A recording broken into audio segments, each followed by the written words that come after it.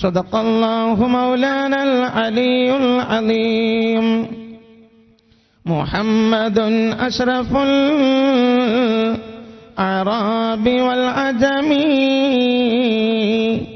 മുഹമ്മദുൻ ഖൈറു മൻ യംശി അലാ ഖദമി.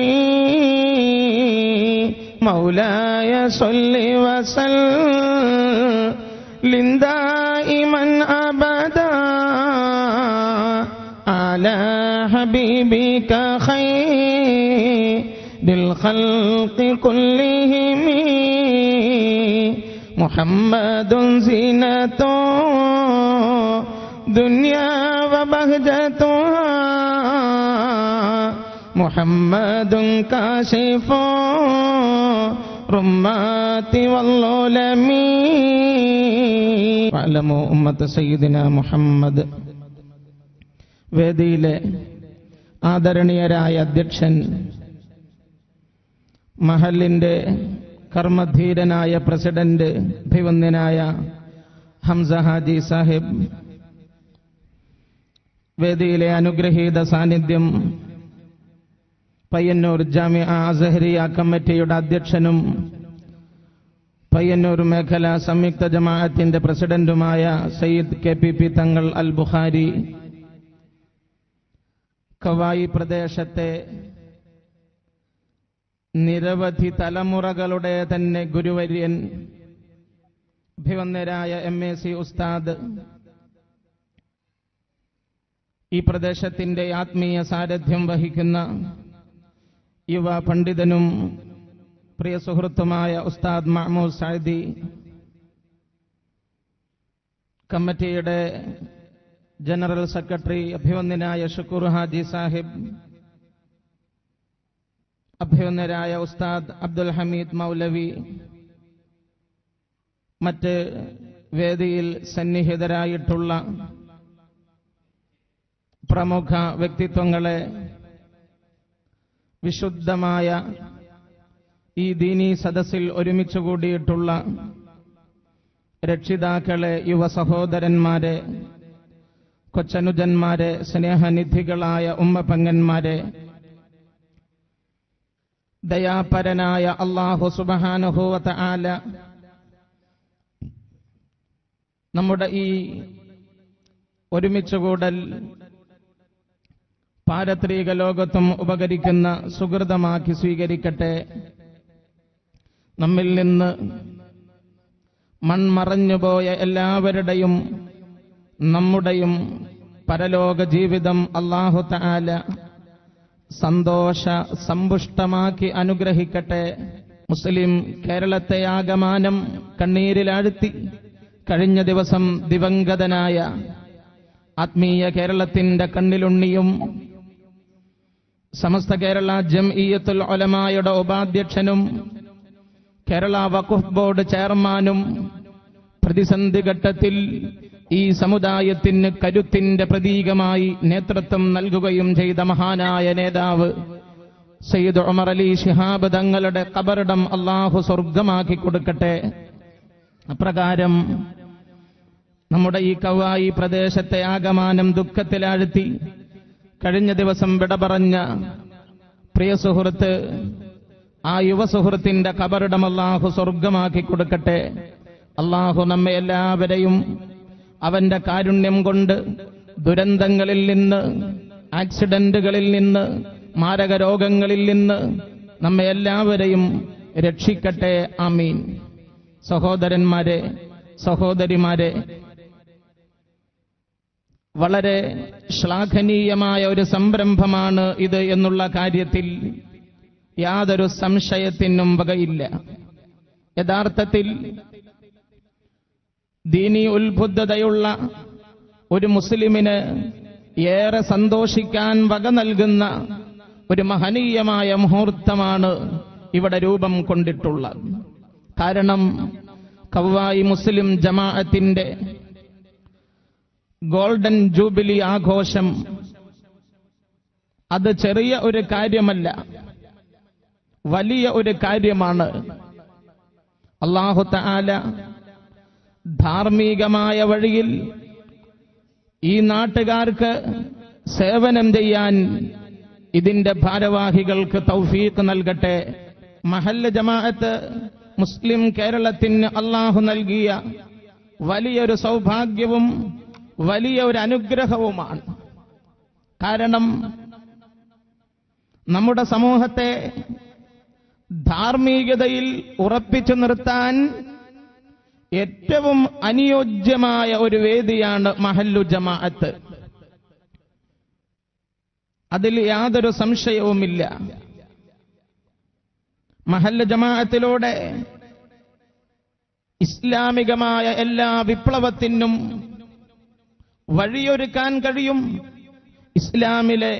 ഇസ്ലാമിന്റെ ഇന്നലകളുടെ ചരിത്രം നാം ഒന്ന് വിശകലന വിധേയമാക്കുകയാണെങ്കിൽ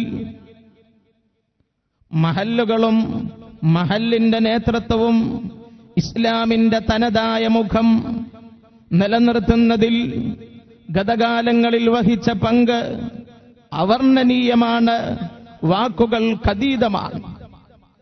പക്ഷെ ഖേദകരമെന്ന് പറയട്ടെ, ആ പൈതൃകവും പാരമ്പര്യവും ഇന്നത്തെ മഹല്ല് കമ്മിറ്റിയിൽ അധിക പേരും കൈയൊഴിഞ്ഞുകൊണ്ടിരിക്കുന്നു എന്നുള്ള ദുഃഖസത്യം ഒരിക്കലും മറക്കാൻ പറ്റില്ല.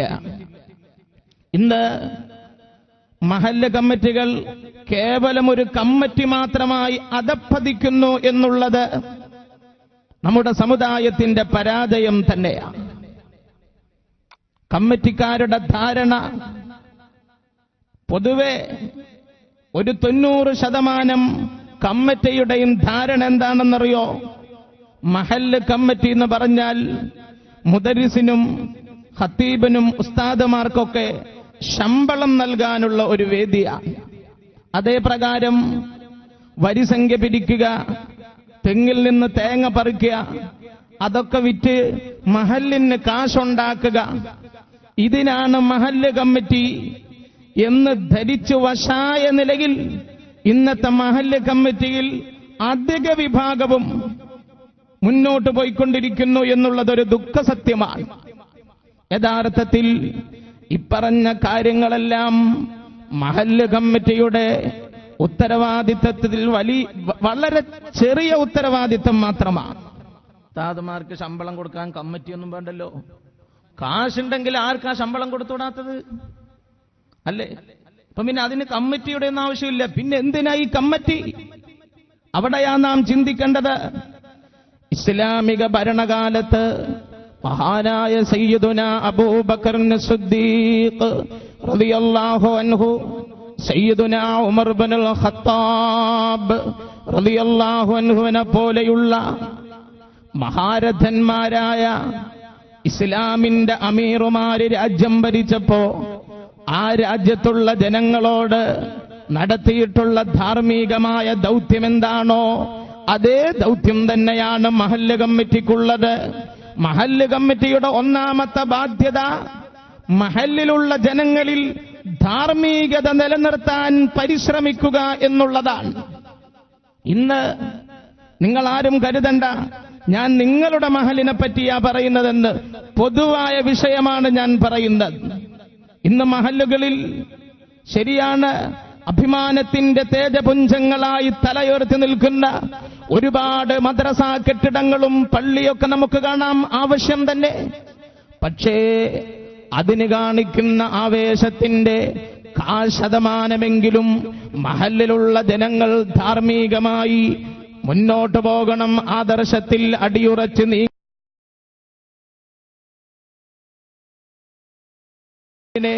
ആദർശത്തിലായി മുന്നോട്ട് കൊണ്ടുപോകാൻ പരിശ്രമം നടത്തുന്ന എത്ര ഭാരവാഹികളുണ്ട്. ഒരു കാര്യം ഓർത്തോളൂ, നാളെ റബ്ബിന്റെ മുന്നിൽ ചെല്ലുമ്പോൾ മഹല്ല് ഭരിക്കുന്നവരോട് റബ്ബ് തആല ചോദിക്കുന്നത് എന്താണെന്നറിയുമോ?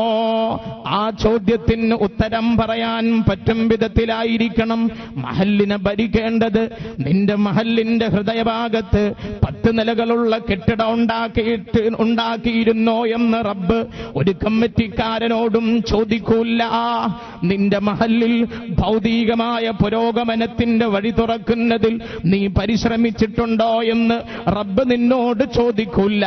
മറിച്ച് ഓരോ കമ്മിറ്റി ഭാരവാഹിയെയും റബ്ബിന്റെ മുന്നിൽ ഭീകരമായ മഹ്ശറാവൻ സഭയിൽ നിർത്തിയിട്ട് റബ്ബ് തആല ചോദിക്കുന്ന ഒരുപാട് ചോദ്യങ്ങളുണ്ട്. ഒരു മഹല്ലിന്റെ വലിയ ഭാരവാഹിത്വം നിനക്ക് നൽകിയിട്ട് ആ മഹല്ലിൽ എന്റെ വിശുദ്ധമായ ഇസ്ലാമിക ആദർശത്തിന്റെ പൈതൃകം നിലനിർത്താൻ നീ പരിശ്രമിച്ചിരുന്നോ? നിന്റെ കീഴിലുള്ള മഹല്ലിൽ ഹറാമ് കൊടികുത്തി വാഴുമ്പോൾ അരുതേ അരുതേ എന്ന് പറഞ്ഞ് അതിനു വേണ്ടിയുള്ള നിയമം കൊണ്ടുവരാൻ നീ പരിശ്രമിച്ചിരുന്നോ? നിന്റെ മഹല്ലിലുള്ള യുവതീ യുവാക്കൾ തെമ്മാടിത്തത്തിന്റെ പ്രതീകങ്ങളായി മാറിയപ്പോൾ അവരെ ആദർശത്തിന്റെ വഴിയിലൂടെ മുന്നോട്ട് കൊണ്ടുപോകാൻ കമ്മിറ്റി ഭാരവാഹി എന്ന നിലയിൽ എന്ത് ഭാഗധേയത്വമാ നിന്നിൽ നിന്ന് ഉണ്ടായത് എന്ന് റബ്ബ് തആല നാളെ ചോദിക്കുമ്പോൾ ഈ ശബ്ദം കേൾക്കുന്ന കമ്മിറ്റി ഭാരവാഹികളെ എന്താണ് നിങ്ങൾക്ക് അവിടെ മറുപടി പറയാൻ കഴിയുക? ഈ ഗോൾഡൻ ജൂബിലിയിലെ ഉദ്ഘാടന വേദിയിൽ നിന്ന് ഇവിടെയുള്ള ഭാരവാഹികളും ഇവിടെയുള്ള കമ്മിറ്റി ഭാരവാഹികളും പ്രതിജ്ഞയെടുക്കേണ്ട തീരുമാനം, ഇന്നാട്ടിൽ കല്യാണത്തിന്റെ തലേന്ന് ഒരു ഗാനമേളയും നടക്കാൻ ഇവിടെയുള്ള കമ്മിറ്റി അനുവദിക്കുകയില്ല എന്നുള്ള തീരുമാനമെടുക്കാൻ ഈ കമ്മിറ്റി മുന്നോട്ട് വരുമെങ്കിൽ റബ്ബിന്റെ മുന്നിൽ നിങ്ങൾക്ക് രക്ഷപ്പെടാം. ഇങ്ങനെ ഒരുപാട് ഹറാമിയത്തുകൾ കല്യാണത്തോട് അനുബന്ധിച്ചും അല്ലാതെയും അല്ലേ മദ്യക്കുപ്പികളേന്തിയിട്ട് മതോന്മത്തന്മാരായിട്ട് നഗ്നതാണ്ഡവം നാടുന്ന യുവതീ യുവാക്കൾ ഈ സമുദായത്തിന്റെ ശാപമായി മാറുമ്പോൾ ഞാൻ ഭരിക്കുന്ന എന്റെ കവ്വായി മഹല്ലിൽ ഇല്ല, ഇസ്ലാമിക ആദർശത്തിനെതിരെ നിന്നുകൊണ്ടുള്ള ഇത്തരം പ്രവണതകളെ അനുവദിക്കാൻ പറ്റില്ല എന്നുള്ള തീരുമാനമെടുത്തിട്ട് ഇങ്ങനെയുള്ള അധാർമികതകൾക്കെതിരെ ധീരമായി നിലകൊള്ളാൻ കമ്മിറ്റി ഭാരവാഹികളെ നിങ്ങൾ ഒരുങ്ങുവോ? എങ്കിൽ നിങ്ങൾക്ക് റബ്ബിന്റെ മുന്നിൽ രക്ഷയുണ്ട്. ഈ സമുദായത്തിലുള്ള ഒരുപാട് പെങ്ങന്മാര് കല്യാണത്തിന്റെ പേര് പറഞ്ഞ് ഒരുപാട് ഹറാമിയത്തിന്റെ വഴിയിലൂടെ നീങ്ങുമ്പോൾ തലമറച്ചും ശരീരം മറച്ചും മറക്കാതെയും ഇടയന്മാരില്ലാത്ത ആട്ടിൻപറ്റങ്ങളെ പോലെ കറങ്ങി നടന്ന് നബി തിരുമേനി സ്വല്ലല്ലാഹു അലൈഹി വസല്ലമ തങ്ങൾ പറഞ്ഞു തന്ന മഹിതമായ ആദർശത്തിന്റെ വഴി ലംഘിച്ചുകൊണ്ട് മുന്നോട്ട് പോകുമ്പോൾ എന്റെ കീഴിലുള്ള മഹല്ലിലുള്ള ഒരു പെണ്ണും അങ്ങനെയുള്ള അരാജകത്വത്തിന്റെ വഴിയിൽ നീങ്ങൂല എന്ന് ഉറച്ച തീരുമാനമെടുക്കാൻ ഈ കമ്മിറ്റി ഭാരവാഹികൾ ഒന്ന് മുന്നോട്ട് വരുവോ? അങ്ങനെ ഈ ഗോൾഡൻ ജൂബിലിയുടെ ആരംഭം കുറിക്കുന്ന മഹനീയമായ മുഹൂർത്തം മുതൽ ഈ മഹല്ലിൽ നിന്ന് ഹറാമിയത്തിന്റെ വാതിലടക്കാൻ, തെമ്മാടിത്തത്തിന്റെ കവാടങ്ങൾ കൊട്ടിയടക്കാൻ, അധാർമികതയുടെ വഴിയിലൂടെ മുന്നോട്ട് പോകുന്ന സമുദായത്തിന്റെ വലിയ ഒരു വിഭാഗത്തെ ധർമ്മ സംസ്കാരത്തിന്റെ വക്താക്കളാക്കി മാറ്റാനുള്ള പരിശുദ്ധമായ പരിശ്രമം നടത്തുമെന്ന് ഉജ്ജ്വലമായ നിലയിൽ ചിന്തിക്കാനും ആ നിലയിൽ മുന്നോട്ട് പോകാനും അങ്ങനെ ഐഡന്റിറ്റിയുള്ളവരായിട്ട്, ഇസ്ലാമിക ഐഡന്റിറ്റിയുള്ളവരായിട്ട് അതേ ഈ പരിശുദ്ധമായ മഹല്ലിനെ മുന്നോട്ട് കൊണ്ടുപോകാനും പ്രതിജ്ഞയെടുക്കാൻ ഇതിന്റെ ശബ്ദം കേൾക്കുന്ന, എന്റെ ശബ്ദം കേൾക്കുന്ന ഇതിന്റെ ഭാരവാഹികളെ നിങ്ങൾ ഒരുങ്ങോ? നാട്ടുകാരെ അവർക്ക് പിന്തുണ നൽകാൻ നിങ്ങൾ സജ്ജരാകുവോ? എങ്കിൽ മാത്രമേ അള്ളാഹുവിന്റെ മുന്നിൽ കമ്മിറ്റി ഭാരവാഹികളും രക്ഷപ്പെടുള്ളൂ, നാട്ടുകാരും രക്ഷപ്പെടുള്ളൂ. നാം ഗൗരവത്തിൽ ഈ കാര്യം ചിന്തിക്കണം. കാരണം ഇന്നലകളുടെ കേരളത്തിന്റെ ഇസ്ലാമിക പൈതൃക ചരിത്രം നാം ഒന്ന് ചിന്തിച്ചു നോക്ക്. മഹല്ല് കമ്മിറ്റിയുടെ തീരുമാനം അംഗീകരിച്ചുകൊണ്ട് ഇസ്ലാമിനെതിരായ ഒന്നും ചെയ്യാതെ മുന്നോട്ട് പോയ മുസ്ലിം വിഭാഗം, അതല്ലേ ഇസ്ലാമിന്റെ തനതായ മുഖം ഇവിടെ നിലനിർത്തുന്നതിൽ അങ്ങനെയുള്ള പ്രത്യേകമായ സംവിധാനത്തിന് വലിയ പങ്കുണ്ടായിരുന്നു. പക്ഷേ അങ്ങനെയുള്ള പ്രത്യേകമായ കർമ്മകുശലതയും ശുഷ്കാന്തിയും ഇന്നത്തെ സമുദായത്തിന് ഇല്ലാതെ പോയതിന്റെ അനന്തരഫലം ഈ സമുദായത്തിനകത്ത് പ്രശ്നങ്ങൾ, ഈ സമുദായത്തിന് പുറത്തും പ്രശ്നങ്ങൾ, എവിടെയും പ്രശ്നങ്ങൾ ഉണ്ടാകുമ്പോൾ അരാജകത്വത്തിന്റെയും ഹറാമീയത്തിന്റെയും ദീനിൽ നിന്ന് പിന്നോട്ട് പോകുന്നതിന്റെയും അഭിശപ്തമായ ഒരുപാട് രംഗങ്ങൾ കാണുകയും കേൾക്കുകയും അനുഭവിക്കുകയും ചെയ്യേണ്ട ഗതികേട് ഈ സമുദായത്തിന് വരുമ്പോൾ അതിനെതിരെ ഒരു വിരലനക്കാൻ, അതിനെതിരെ ഒരു നീക്കം നടത്താൻ, അതിനെതിരെ ഒരു പരിശ്രമം നടത്താൻ മുന്നോട്ട് വരാത്ത അവസ്ഥ വളരെ പരാജയത്തിന്റെ ലക്ഷണമാണ്. മാത്രമല്ല, ഇസ്ലാമിനകത്തു നിന്നും പുറത്തു നിന്നും ഇസ്ലാമിനെതിരെ ശത്രുക്കൾ ഉണ്ടായിക്കൊണ്ടിരിക്കുമ്പോൾ എന്താ അതിന്റെ കാരണം നമ്മൾ ഓർക്കുവോ? ലോകത്തിന്റെ നാനാഭാഗത്തേക്ക് നോക്കിയാൽ ഈ സമുദായം വെല്ലുവിളികൾക്കിടയില, ഈ സമുദായം പ്രതിസന്ധികൾക്കിടയില.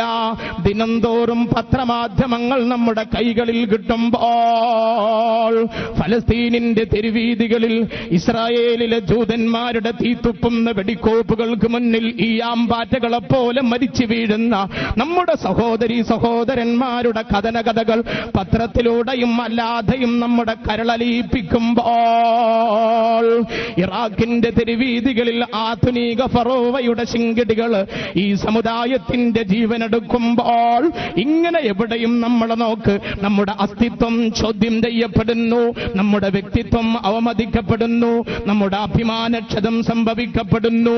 ഒരുപാട് പ്രശ്നത്തിന്റെ ഭീകരമുഖങ്ങളെ നാം കാണേണ്ടിയും അനുഭവിക്കേണ്ടിയും വരുന്നു. എന്താ കാര്യമെന്നറിയോ? എവിടെയും നീറുന്ന നിരവധി പ്രശ്നങ്ങൾ ഉണ്ടാകാനുള്ള കാരണം, എവിടെയും ഈ സമുദായം വെല്ലുവിളിയുടെ ഭീകരമായ മുഖത്തുകൂടി മുന്നോട്ട് പോകേണ്ടി വരുന്നതിനുള്ള കാരണം നാം ആദർശത്തിൽ നിന്ന് പിന്നോട്ട് പോയതാണ്. നമ്മുടെ കൺമുമ്പിൽ പോലും ഹറാമ് നടക്കുമ്പോൾ അത് പാടില്ല എന്ന് പറയാൻ നാവ് പൊങ്ങാത്ത നേതൃത്വവും നാവ് പൊങ്ങാത്ത ആൾക്കാരുമായിട്ട് നമ്മൾ മാറിയപ്പോൾ അല്ലാഹു നമ്മെ കാരുണ്യത്തിന്റെ കണ്ണോടെ നോക്കുന്നില്ല. ഒരു ഹദീസ് നിങ്ങൾ കേട്ടോളൂ.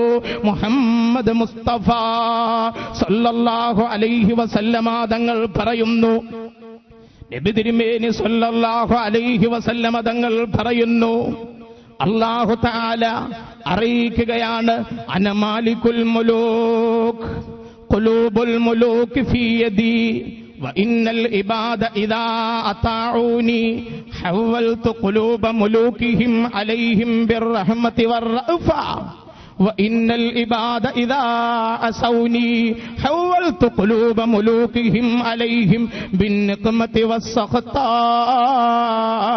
شفيع الوراء നബി മുഹമ്മദ് മുസ്തഫ. നമ്മൾ ചിന്തിക്ക, ഭരിക്കുന്നവരും ഭരണകൂടവും അധികാര ചെങ്കോലേന്തുന്നവര് പോലും ഈ സമുദായത്തിനെതിരെ തിരിഞ്ഞുകൊണ്ടിരിക്കുന്ന അപകടകരവും അഭിശപ്തവുമായ സാഹചര്യം നമ്മുടെ മുന്നിൽ ഇങ്ങനെ നിലകൊള്ളുമ്പോൾ, 14 മുമ്പ് മദീന പള്ളിയിലെ മണൽ വിരിച്ച ഇരിപ്പിടത്തിൽ ഇരുന്നു കൊണ്ട് ലോകത്തിന്റെ നായകൻ, ആദർശത്തിന്റെ മഹാനായ നായകൻ നബിയുനാ റസൂലുള്ളാഹി സ്വല്ലല്ലാഹു അലൈഹി വസല്ലമ തങ്ങൾ അരുളിയ വചനങ്ങൾ നാം ഓരോരുത്തരും മനസ്സ് തുറന്നിട്ടൊന്ന് ചിന്തിക്കുവോ? അല്ലാഹു പറയുന്നു, അന മാലികുൽ മുലൂക്, ഞാനാണ് രാജാതിരാജൻ, ഞാൻ രാജാതിരാജനാണ്.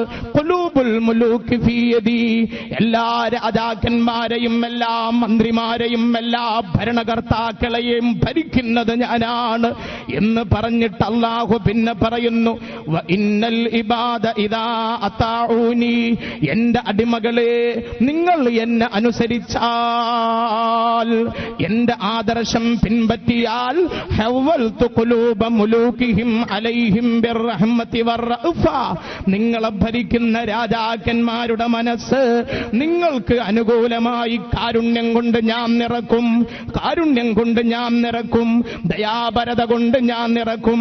എന്താ കൂടി കേൾക്ക്.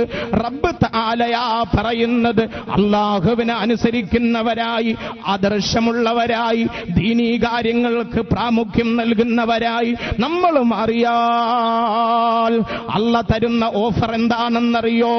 ഹവ്വൽതു ഖുലൂബ മുലൂകിഹിം അലൈഹിം ബിർറഹ്മതി വറഅഫ. നിങ്ങൾ ഭരിക്കുന്ന ഭരണാധിപന്മാരുണ്ടല്ലോ, രാജാക്കന്മാരുണ്ടല്ലോ, മന്ത്രിമാരുണ്ടല്ലോ, അവരുടെ മനസ്സ് നിങ്ങൾക്ക് അനുകൂലമായിട്ട് കാരുണ്യം കൊണ്ട് ഞാൻ നിറക്കും, ദയാപരത കൊണ്ട് ഞാൻ നിറക്കും. എന്നിട്ട് പിന്നെ അല്ലാഹു പറയുന്നു, വഇന്നൽ ഇബാദ ഇദാ അസൗനി, എന്റെ അടിമകൾ എനിക്കെതിരെ നിന്നാൽ, എന്റെ ആദർശത്തോട് വിമുഖത കാണിച്ചാൽ, ധാർമ്മികതകളുടെ അടിമകളും ഉടമകളുമായിട്ട് എന്റെ അടിമകൾ മാറിയാൽ,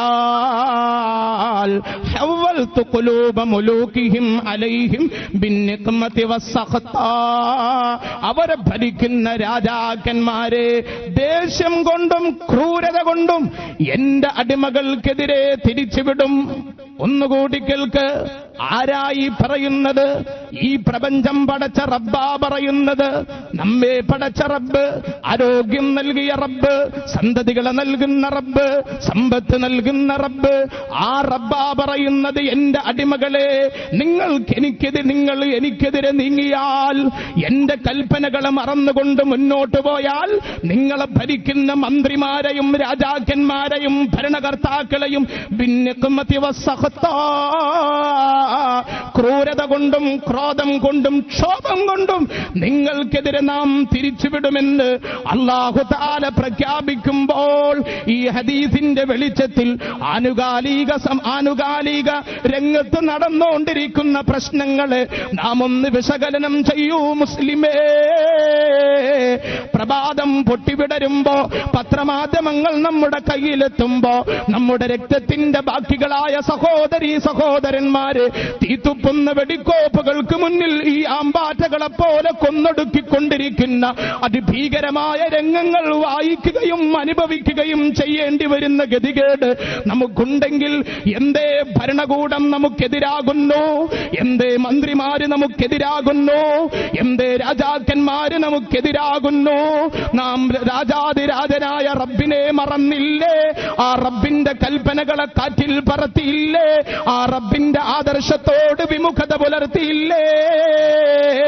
ഓർത്തു നോക്ക്. അല്ലാഹുവിനെ ഓർത്തുകൊണ്ട് ആദർശത്തിന്റെ വഴിയിൽ അചഞ്ചലമായ ഈമാനോടുകൂടി ജീവിതം നയിച്ച പൂർവീക മുസൽമാന്മാരെ റബ്ബ് തആല സഹായിച്ചത് അവരെ ഭരിക്കുന്ന രാജാക്കന്മാരുടെ മനസ്സിൽ അവരോട് കാരുണ്യമിട്ട് കൊടുത്തുകൊണ്ടാണെന്ന് മഹാനായ നബി മുഹമ്മദ് മുസ്തഫ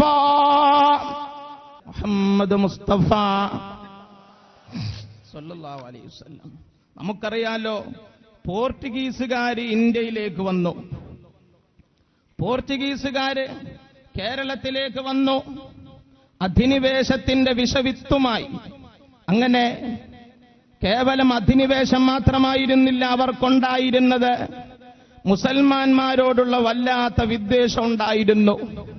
കേരള ചരിത്രം പഠിച്ചു നോക്ക്. പോർച്ചുഗീസുകാര് കേരളത്തിലേക്ക് വന്നു. കോഴിക്കോട് ജില്ലയിലെ ചാലിയത്തെ ചിരപുരാതനമായ പള്ളി തകർത്തു. അന്ന് രാജ്യം ഭരിക്കുന്നത് സാമൂതിരി രാജാവാ. മുസൽമാന്മാര് വളരെ ന്യൂനപക്ഷമായിരുന്നു. മുസൽമാന്മാരെ ക്രൂരമായി കൊന്നൊടുക്കാനും മർദ്ദിക്കാനും മുസൽമാന്മാരുടെ ആരാധനാലയങ്ങളെ തകർക്കാനും തുടങ്ങി. എന്തിനധികം, മുഹിയുദ്ദീൻ മാലയുടെ രചയിതാവായ ഖാദി മുഹമ്മദ് നവ്വറല്ലാഹു മർഖദ മഹാനവറുകൾ സാമൂതിരി രാജാവിന്റെ കൊട്ടാരത്തിൽ കാണിക്കയർപ്പിക്കാൻ രചിച്ച ഫത്ഹുൽ മുബീൻ എന്ന കാവ്യഗ്രന്ഥത്തിൽ ആ രംഗം പറയുന്നുണ്ട്. പോർച്ചുഗീസുകാര് കേരളത്തിലേക്ക് വന്ന് ന്യൂനപക്ഷമായ മുസൽമാന്മാരോട് നടത്തിയ ഹീനമായ ക്രൂരത അദ്ദേഹം പറയുന്നു. വഹാദമു മാബാനിയൽ ഇസ്ലാമി ثم بنوا لهم بها المعابدا وأحرقوا المصحف والمساجد വഖാതലുൻ നിസ്വാന വസ്ബിയാന. പരിശുദ്ധമായ ഖുർആൻ കത്തിച്ച് ചാമ്പലാക്കി കളഞ്ഞു അവർ. പള്ളി പൊളിച്ചു എന്ന് മാത്രമല്ല, സുമ്മാ ബനൗ ലഹും ബിഹൽ മആബിദാ.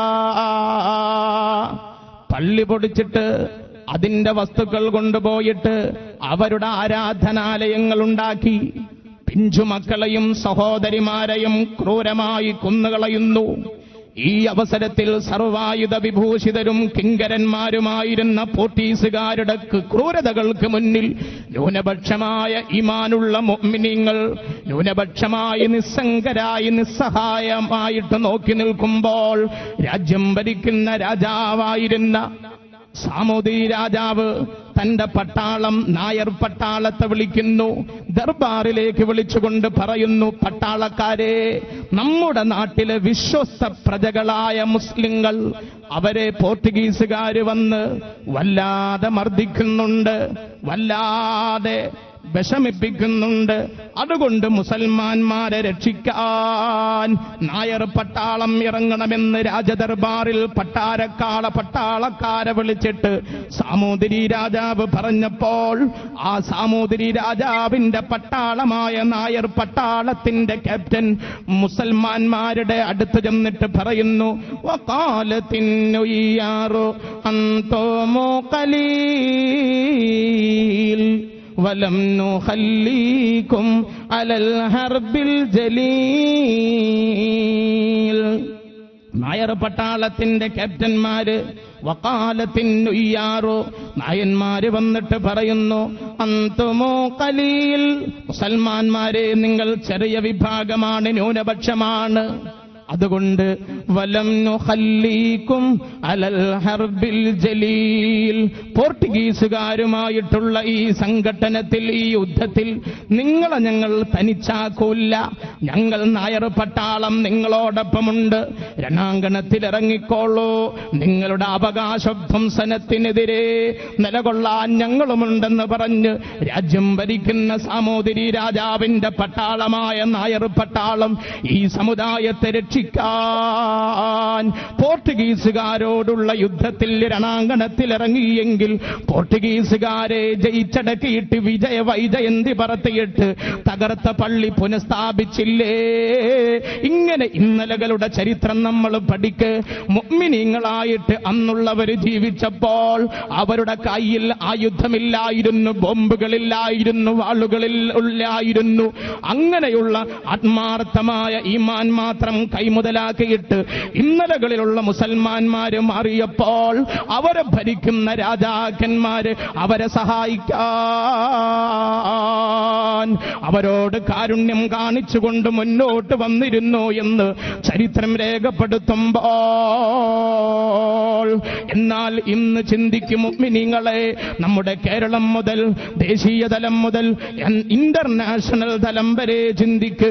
എവിടെയും ഭരണാധിപന്മാര് ദീനിനെതിരെ, ഈ സമുദായത്തിനെതിരെ എല്ലാ ശ്രമങ്ങളും നടത്തുമ്പോൾ അന്യായമായിട്ട് അഫ്ഗാനിന്റെ തിരുവീതികളിൽ ബോംബർ വിമാനങ്ങളിലൂടെ ബോംബുകൾ വർഷിച്ച് മുസൽമാന്മാരുടെ കബന്ധങ്ങൾ കുന്നുകൂട്ടിയപ്പോൾ അവസാനം ഇറാൻ എന്ന രാഷ്ട്രത്തിന്റെ മുകളിലൂടെയും ബോംബുകളെ പറപ്പിക്കാനുള്ള ഹീനമായ ശ്രമം ആധുനിക ഫറോവയും ശിങ്കിടികളും നടത്തിക്കൊണ്ടിരിക്കുമ്പോൾ ശത്രുക്കളെ മാത്രം പറഞ്ഞതുകൊണ്ട് കാര്യമായില്ല.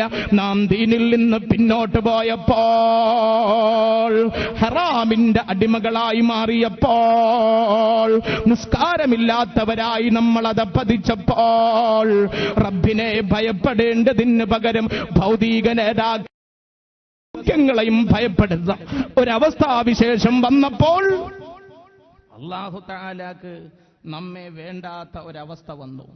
നമ്മളെല്ലാവരും ചിന്തിക്കണം നമ്മുടെ അവസ്ഥ. ഇതാണ് എവിടെയും നമുക്ക് ശത്രുക്കൾ ഉണ്ടാകാൻ കാരണം. അല്ലാഹു തആല നമുക്ക് ബോധം തരട്ടെ. അല്ലാഹു നമുക്ക് ബോധം തരട്ടെ. ഒരു 6-7 വർഷം മുമ്പ് കണ്ണൂർ സെൻട്രൽ ജയിലിൽ ഒരു റമളാനിലെ വെള്ളിയാഴ്ച സെൻട്രൽ ജയിലിനകത്തുള്ള പള്ളിയിൽ ഖുതുബയോദാൻ ഈ വിനീതന് ചാൻസ് കിട്ടി. അവിടെ ഗവൺമെന്റ് നിയോഗിച്ച ഖത്തീബ് പെട്ടെന്ന് വിസിറ്റിന് പോയപ്പോ ഒരു സാഹചര്യം വന്നതാണ്. അപ്പോഴാണ് അങ്ങനെ ഒരു പള്ളി ഉണ്ടെന്നും അവിടെ ജുമാ ഉണ്ടെന്നൊക്കെ എനിക്ക് തന്നെ മനസ്സിലായത്. അങ്ങനെ അത് ഒരു വല്ലാത്ത ഒരു അനുഭവമായിരുന്നു. അങ്ങനെ വെള്ളിയാഴ്ച ഒരു 12 മണിയായപ്പോ കണ്ണൂർ സെൻട്രൽ ജയിലിനകത്തെ വിശാലമായ ഏക്കറക്കണക്കിന് വിശാലമായി കിടക്കുന്ന ആ സെൻട്രൽ ജയിലിന്റെ അകത്തിലുള്ള 4 ഭാഗത്ത് നിന്നും എത്തീങ്ങാന കുട്ടികൾ വരുന്ന പോലെ ഈ തടവ് പുള്ളികൾ 80ഓളം പേര് ഒരേ വസ്ത്രം. എനിക്ക് തോന്നിയത് എത്തീങ്ങാന കുട്ടികൾ വരുന്ന എന്താ, ഒരേ കുപ്പായം, ഒരേ തുണി, ഒരേ ടവലും, കോറയുടെ ആ മഞ്ഞ കളറില്ല അത്. എന്നിട്ട് എല്ലാവരും പള്ളിയിൽ വന്നപ്പോ ഒരു 25 വയസ്സ് മുതൽ 65 വയസ്സ് വരെയുള്ളവരെ ഞാൻ അവിടെ കണ്ടു. അതിൽ എന്നെ അത്ഭുതപ്പെടുത്തി എന്താണെന്നറിയോ, ആ തടവ് പുള്ളികളുടെ ക്യാപ്റ്റൻ ആരാന്നറിയോ? കണ്ടാത്തൊന്നും വലിയ മുദരിസാണ്, വലിയ താടി, തലയിക്കെട്ട്, ആ മുദരിസുമാരിടുന്ന കുപ്പായം, വെള്ളത്തുണി, വലിയൊരു ഹാജിയാര് ബത്തിലടക്കമൊക്കെ ഇങ്ങനെ തിന്നുന്നുണ്ട്. അങ്ങനെ അയാളാണ് ബാങ്ക് കൊടുത്തതും അയാളാണ് മാശ്ര വിളിച്ചതും. അങ്ങനെ ഞാൻ അയാളെ ഇങ്ങനെ നോക്കി, റബ്ബേ ഇയാൾ എങ്ങനെയാണ് ഇതിന്റെ അകത്തെത്തിയത്? തടവ് പുള്ളിയാണ്. അപ്പൊ ഞാൻ അയാളോട് ചൊല്ല, ഇവരൊക്കെ ചെറുപ്പക്കാര്, ചെറുപ്പത്തിന്റെ വൈകാരിക സമ്മർദ്ദത്തിൽ പല തെറ്റുകളും വരാൻ സാധ്യതയുള്ളവർ, അങ്ങനെ സംഭവിച്ചു പോയി ഇവിടെ എത്തിയെന്ന് പറയാം. നിങ്ങൾ എങ്ങനെയാ ഇവിടെ എത്തിയെന്ന് ചോദിച്ചപ്പോ അയാൾ എനിക്ക് നൽകിയ മറുപടി നമ്മെ ചിന്തിപ്പിക്കേണ്ടതാണ്. അയാൾ പറഞ്ഞ മറുപടി എങ്ങനെയാണെന്നറിയോ? ഞാൻ എന്റെ കുരിപ്പാരം പുതിയാപ്പിളിനെ കൊണ്ടാണ് ഇവിടെ എത്തിയത്. അങ്ങനെ അയാൾ പറഞ്ഞത്. അപ്പൊ ഞാൻ ചോദിച്ചു, അതെന്താ പുതിയാപ്പിളങ്ങൾ എന്താ ചെയ്ത് പിടിച്ച് ജയിലിലിട്ടതാ? അതല്ല, അയാളും ഞാനുമായിട്ട് അല്പം സാമ്പത്തിക ഇടപാടിൽ വലിയ തർക്കമായി, അങ്ങനെ ശണ്ടയായി. എനിക്കാണെങ്കിലും മൂക്കിന്മേൽ ശുണ്ടിയാണ്. ഞാനിങ്ങനെ അടക്ക വെട്ടിക്കൊണ്ടിരിക്കുമ്പോഴാണ് ഈ പുതിയാപ്പിള വല്ലാതെ ഇങ്ങനെ ചീത്ത പറയണത്. എനിക്ക് വല്ലാതെ അങ്ങ് ദേഷ്യം വന്നു. അടക്ക വെട്ടണ കത്തിയോണ്ട് നെഞ്ചത്തൊരു കുത്തൊടുത്തു. അയാളുടെ കഥ കഴിഞ്ഞു. അയാൾ മണ്ണൂരെത്തി, ഞാൻ ജയിലിലെത്തി. ഇവിടെ ഞാൻ എന്തിനായി പറഞ്ഞെന്നറിയോ? ചിന്തിക്ക്. കേവലം കുറച്ച് കാശിന് വേണ്ടി പുതിയാപ്പിളയെ കൊല്ലുന്ന അമ്മോശന്മാർ. ഇത് ചെറിയൊരു ഉദാഹരണം. ഇങ്ങനെ അനവധി നിരവധി ഉദാഹരണങ്ങൾ ഈ സമുദായത്തിൽ ഉണ്ടായിക്കൊണ്ടിരിക്കുമ്പോ ആദർശത്തിൽ നിന്ന് തെറ്റിയിട്ട് തെമ്മാടിത്തത്തിന്റെ വഴിയിലൂടെ മുന്നോട്ട് പോകുന്നു അല്ലേ? പെങ്ങന്മാരെ, നിങ്ങൾ ചിന്തിക്ക്. എന്നെ വല്ലാതെ വേദനിപ്പിച്ച ഒരു സംഭവം 2 മാസം മുമ്പ് കാസർഗോഡ് ജില്ലയിലെ ബദിയടുക്കയിൽ ഈ വിനീതൻ ഒരു പ്രഭാഷണത്തിന് ചെല്ലാൻ കാസർഗോഡ് റെയിൽവേ സ്റ്റേഷനിൽ ഇറങ്ങി. അവിടെ നിന്ന് 1 മണിക്കൂർ ഓടണം. സംഘാടകർ വാഹനവുമായിട്ട് എന്നെ കൂട്ടാൻ വന്നിരുന്നു. വാഹനത്തിൽ കയറിയിട്ട് കാസർഗോഡ് ടൗണിലൂടെ വാഹനം നീങ്ങുമ്പോ പെട്ടെന്ന് വാഹനം ബ്ലോക്കായി. കുറെ സമയത്തേക്ക് വാഹനം ചലിക്കുന്നില്ല. എന്റെ കൂടെയുള്ള യുവാക്കളിൽ ഒരാളോട് ഞാൻ പറഞ്ഞു, നിങ്ങൾ പോയി നോക്ക് എന്താണ് പ്രശ്നം. അങ്ങനെ പറഞ്ഞപ്പോ 2 ആൾ ഇറങ്ങിപ്പോയി. ഒരാൾ പെട്ടെന്ന് വന്നിട്ട് പറഞ്ഞു, ഉസ്താദെ, റോഡിൻ മധ്യത്തിൽ ഒരു 40-50 വയസ്സ് തോന്നിക്കുന്ന പർദ്ദ ധരിച്ച ഒരു മുസ്ലിം പെണ്ണ് ബോധം കെട്ട് വീണിരിക്കുകയാണ്, അതാണ് റോഡ് ബ്ലോക്കായിട്ടുള്ളത് എന്ന് പറഞ്ഞ് ആ യുവാവ് കാർ കയറി. 5 മിനിറ്റ് കഴിഞ്ഞിട്ട് 2ാമൻ വന്നിട്ട് കാർ കയറുമ്പം പറയാണ്, ഉസ്താദെ, ഈ സമുദായത്തിന്റെ ഗതികേട് എന്ന് പറഞ്ഞിട്ടാ കാർ കയറുന്നത്. ഞാൻ തമാശയായിട്ട് ചോദിച്ച്, ബോധം കെട്ട് വീഴൽ ഗതികേടാണോന്ന് ചോദിച്ചു. അപ്പോഴാണ് അയാൾ പറയുന്നത്, ഉസ്താദെ, എന്താണെന്നറിയോ ഞാൻ അങ്ങനെ പറയാൻ കാരണം? ബോധം കെട്ട് വീണ പൂർണ്ണമായും പർദ്ദാധാരിണിയായ ആ പെണ്ണിനെ പൊക്കിയെടുത്തുകൊണ്ട് ആശുപത്രിയിൽ കൊണ്ടുപോകാൻ യുവാക്കൾ ശ്രമിക്കുമ്പോൾ ദുർഗന്ധം കൊണ്ട് അടുത്തേക്ക് അടുക്കാൻ പോലും വയ്യ. എന്തിന്റെ ദുർഗന്ധം? ഛർദിച്ചതിന്റെ ദുർഗന്ധമാണോ? ഒരാഴ്ചയായി കുളിക്കാത്തതിനാലുള്ള ദുർഗന്ധമാണോ? അതല്ല പർദ്ദ അലക്കാത്തതിനാലുള്ള ദുർഗന്ധമാണോ? അല്ല. പിന്നെ മദ്യത്തിന്റെ ദുർഗന്ധം, കള്ളിന്റെ ദുർഗന്ധം കൊണ്ട് 50ഓളം വയസ്സ് തോന്നിക്കുന്ന പൂർണ്ണ പർദ്ധാധാരിണിയായ ആ പെണ്ണ് മതോന്മത്തയായി ബോധം കെട്ട് വീണപ്പോൾ അവളെ പൊക്കിയെടുക്കാൻ പോലും പറ്റാത്ത വിധം ആ മുസ്ലിം പെണ്ണിന്റെ ശരീരത്തിൽ നിന്നും മദ്യത്തിന്റെ ദുർഗന്ധം പുറത്തേക്ക് വമിക്കുന്നുണ്ടായിരുന്നു എന്ന് പറഞ്ഞപ്പോൾ ഈ സമുദായത്തിന്റെ പോക്കെങ്ങോട്ടാണ്? അധപ്പതനത്തിന്റെ ആഴങ്ങളിലേക്ക് ആപതിച്ചുകൊണ്ടിരിക്കുന്ന ഈ സമുദായത്തിന്റെ ദുർഗതിയൊന്നോർക്കുവോ? പിന്നെങ്ങനെ റബ്ബ് നമ്മെ വെറുക്കാതിരിക്കും? പിന്നെങ്ങനെ ഭരണകൂടങ്ങൾ നമുക്കെതിരെ തിരിയാതിരിക്കും? പിന്നെങ്ങനെ നമുക്കെതിരെ നീങ്ങാൻ ഇസ്ലാമിന്റെ ശത്രുക്കളെല്ലാം ഒന്നിക്കാതിരിക്കും? അതുകൊണ്ട് സമുദായമേ ഒന്നുണരുവോ? നമ്മൾ ഓരോരുത്തരും ഒന്ന് ചിന്തിക്കുവോ? ഇന്നല്ലെങ്കിൽ നാളെ മരണം, ഇന്നല്ലെങ്കിൽ നാളെ മരണം. എത്ര വല്ല പണത്തിന്റെ പത്രാസുള്ളവനാണെങ്കിലും, 10 നിലകളുള്ള കെട്ടിടത്തിന്റെ മുതലാളിയാണെങ്കിലും, വലിയ ഡിഗ്രി നേടിയ ആളാണെങ്കിലും, കൊട്ടാര സമാനമായ വീടിന്റെ അകത്തളങ്ങളിൽ സൗഖ്യത്തിന്റെ ശീതളച്ചായയിൽ കഴിയുന്നവനാണെങ്കിലും, ഒരു സുപ്രഭാതത്തിൽ നിന്റെ മുന്നിലും അസ്രായീൽ വരുമടാ. വെള്ളയിൽ പൊതിഞ്ഞ് 3 കെട്ടും കെട്ടിയിട്ട് നിന്നെയും 6 അടി മണ്ണെന്ന ഖബറിലേക്ക് കൊണ്ടുപോകുമ്പോൾ ഇസ്ലാമിൽ നിന്ന് നിന്നെ അകറ്റിയ നിന്റെ കൂട്ടുകാര് ആ ഖബറിൽ സാന്ത്വനമായിട്ട് വരുവോ? ഹറാമിന്റെ വഴിയിലൂടെ നീങ്ങിയപ്പോൾ പാടില്ലടാ മോനെ എന്ന് പറയാൻ നാക്ക് പൊങ്ങാത്ത നിന്റെ പിതാവ് ആ ഖബറിൽ വന്ന് നിന്നെ രക്ഷിക്കുവോ?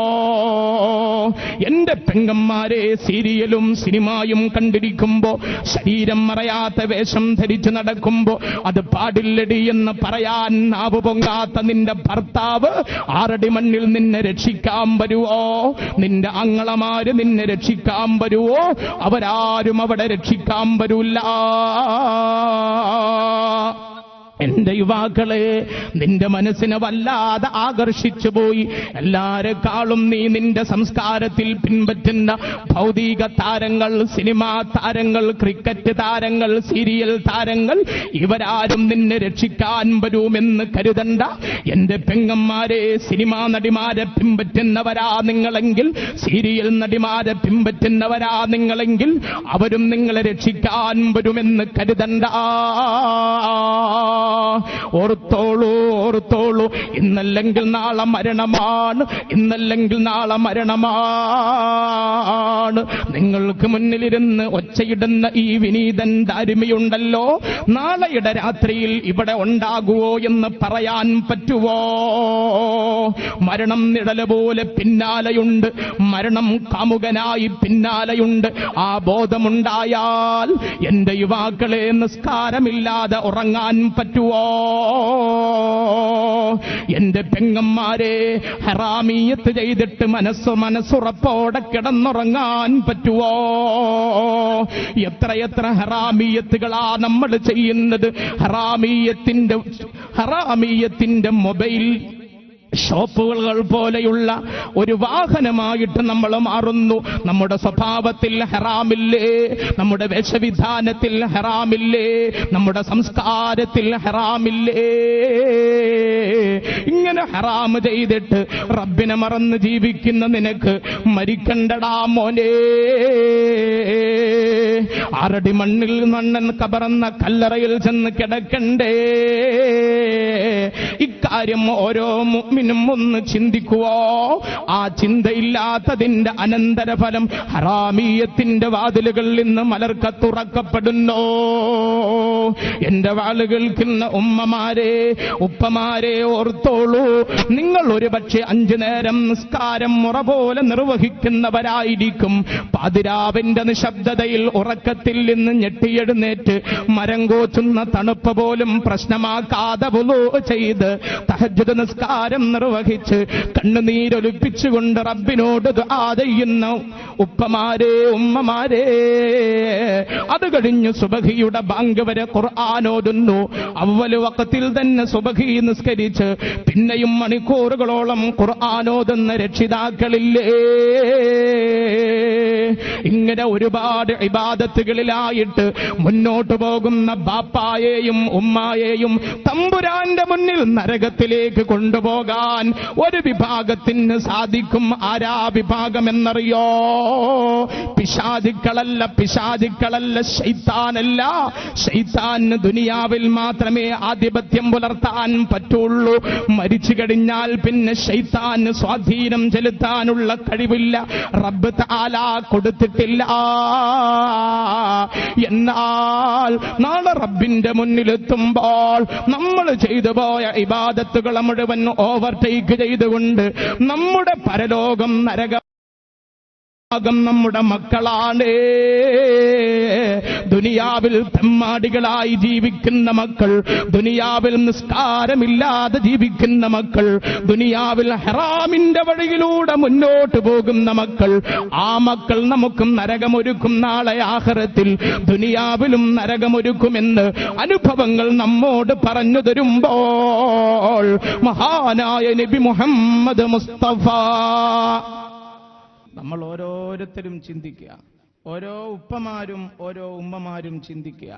ഇന്നത്തെ പ്രധാന പ്രശ്നം, പണ്ടൊക്കെ ഹറാം എന്ന് പറഞ്ഞാൽ വലിയ ഗൗരവത്തിലെടുത്തിരുന്നു, അല്ലേ? ഒരു കള്ളുകുടിയൻ, ആ ബഷീർ കള്ളുകുടിയനാണെന്ന് പറഞ്ഞാൽ ഒരത്ഭുതവും ഒരു വല്ലാത്ത ഗൗരവത്തോടെയായിരുന്നു അയാളെ സമൂഹം കണ്ടിരുന്നത്. ഇന്ന് കള്ളുകുടി എന്നൊക്കെ പറഞ്ഞാൽ എന്തോ ചായ കുടിക്കണ പോലെ. മകൾക്ക് പുതിയാപ്പിളയെ കണ്ടെത്തി ഒരു ഗൾഫുകാരൻ.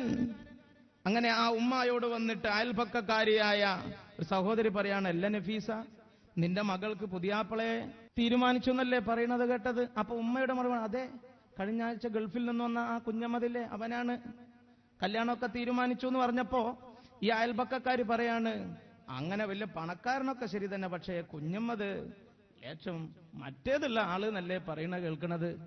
അപ്പോഴാണ് ഈ ഉമ്മായുടെ മറുപടി എന്താണെന്നറിയോ? അത് ഇപ്പോഴത്തെ പിള്ളേരല്ലേ, കുറച്ചൊക്കെ അങ്ങനെ ഉണ്ടാവും, കല്യാണം കഴിഞ്ഞാൽ അതൊക്കെ മാറിക്കോളും. എന്നിട്ടോ എന്താ സംഭവിച്ചേ? കല്യാണം കഴിഞ്ഞു മണിയറ രാവിൽ, മധുവിധുവിന്റെ മണിയറ രാവിൽ തന്നെ കുടിച്ചു പൂസായിട്ട് മണവാട്ടിയുടെ തലമണ്ടക്ക് കൊടുത്തു, മൂക്കുന്ന് ചോര വന്നപ്പോ എല്ലാം ശരിയായി. എത്ര അനുഭവം! ഇതല്ലേ, ചിന്തിക്ക്, ഇതല്ലേ ഇന്നത്തെ ഗതി? ഹറാമിനോട് പോലും ഒരു നിസ്സാര ഭാവം. പിന്നെ ഒന്നത്, ഹറാമ് പതിവാക്കിയ ഒരുത്തൻ മരിക്കേണ്ട താമസം, അവനെ കാത്തിരിക്കുന്നത് അവന്റെ ഖബർ നരകമാകുമെന്നാണ്. ആര് പറഞ്ഞു? മുഹമ്മദ് മുസ്തഫ. എല്ലാരും ചിന്തിച്ചോ? ഞാൻ നിസ്സാരമായ ഒരു കാര്യവും പറയണില്ല. പറയുന്ന കൂട്ടത്തിൽ പലർക്കും തട്ടിയെന്ന് വരും, അതൊന്നും എനിക്ക് പ്രശ്നവുമില്ല. എന്റെ കടമ, നിങ്ങളിൽ ഒരാൾ ഈ ഒച്ച കേട്ടിട്ട് നല്ല രീതിയിൽ ചിന്തിച്ചാൽ ഞാൻ കൃതാർത്ഥനായി. ഇന്ന് ഹറാമിന്റെ പൊടിപൂരം, പിന്നെ അന്ധവിശ്വാസത്തിന്റെ ഉത്സവം, അല്ലേ? അന്ധവിശ്വാസത്തിന്റെ ഉത്സവം, നാട്ടാചാരങ്ങൾ, വീട്ടാചാരങ്ങൾ, മാമൂലുകൾ, ഇതെല്ലാം സമയം മാത്രമല്ല കളയുന്നത്, സമ്പത്ത് മാത്രമല്ല നശിപ്പിക്കുന്നത്. അതൊക്കെ പോയാലും പോട്ടെ എന്ന് പറയാ. പിന്നെ നാം ജീവനേക്കാൾ ഗൗരവത്തിലെടുക്കേണ്ടതും നാം ജീവനേക്കാൾ പരമപ്രാധാന്യത്തോടെ പരിഗണിക്കുന്നതുമായ നമ്മുടെ ഈമാനുണ്ടല്ലോ, ആ ഈമാന്റെ കടക്കൽ കത്തിവെക്കുന്നു ഹറാമിയത്തുകളും അന്ധവിശ്വാസങ്ങളും നാട്ടാചാരങ്ങളും വീട്ടാചാരങ്ങളും. ഇല്ലേ? ഇന്നത്തെ ആണിലും പെണ്ണിലും അന്ധവിശ്വാസം രൂഢമൂലമായിരിക്കാൻ. പയ്യന്നൂരിൽ ടൗൺ പള്ളിയിൽ സേവനം ചെയ്യാൻ തുടങ്ങിയിട്ട് 3 വർഷമായി. ഞാൻ വന്ന കൊല്ലം ഏകദേശം 1 വർഷമാകാൻ അടുത്തപ്പോ ഒരു വെള്ളിയാഴ്ച, ഞാൻ ശരിക്കോർക്കുകയാണ്, 12 മണിയാകാനായിട്ടുണ്ടാവും, എന്റെ റൂമിലേക്ക് വന്നു. ആ പുതിയാപ്പള്ളി സദസ്സിൽ ഉണ്ടോന്ന് അറിയില്ല, അയാൾ എന്തായാലും ഗൾഫുകാരനാണ്. എന്നിട്ടോ അയാൾ എന്റെ അടുത്ത് വന്നിരുന്നു. അയാളുടെ മുഖത്ത് എന്തോ ഒരു വ്യാകുലത. ഞാൻ ചോദിച്ചു, എന്താ ഒരു ടെൻഷൻ? അപ്പോഴാണ് അയാളെ മറുപടി, ഉസ്താദെ, ഞാൻ മറ്റന്നാൾ ഗൾഫ് പോവാണ്. അപ്പൊ ഞാൻ പറഞ്ഞു, ഗൾഫ് പോണേ എന്തിനാ ടെൻഷൻ? കാശുണ്ടാക്കാൻ പോണല്ലേ, അതുകൊണ്ട് സന്തോഷമല്ലേ വേണ്ടത്? അപ്പോഴാണ് അയാളുടെ മറുപടി, അതുകൊണ്ടല്ലോ ഉസ്താദെ, ഞാൻ 2-3 പ്രാവശ്യം പോയി വന്ന ആളാണ്, ഗൾഫിൽ പോണോണ്ടുള്ള ടെൻഷനല്ല. പിന്നെന്താ? അത് എന്റെ ഭാര്യ 7-ാം മാസം ഗർഭിണിയാണ്. ഞാൻ പറഞ്ഞു, എന്നാ പിന്നെ തീരെ ടെൻഷൻ വേണ്ടല്ലോ. കാരണം എന്താ, പോയിട്ട് നീ തിരിച്ചു വരുമ്പോഴേക്ക് ഭാര്യയുടെ കയ്യിൽ ഒരു ട്രോഫിയും കൂടെ ഉണ്ടാവുമല്ലോ, പിന്നെന്തിനാ നീ കരയുന്നത്, വിഷമിക്കണത്?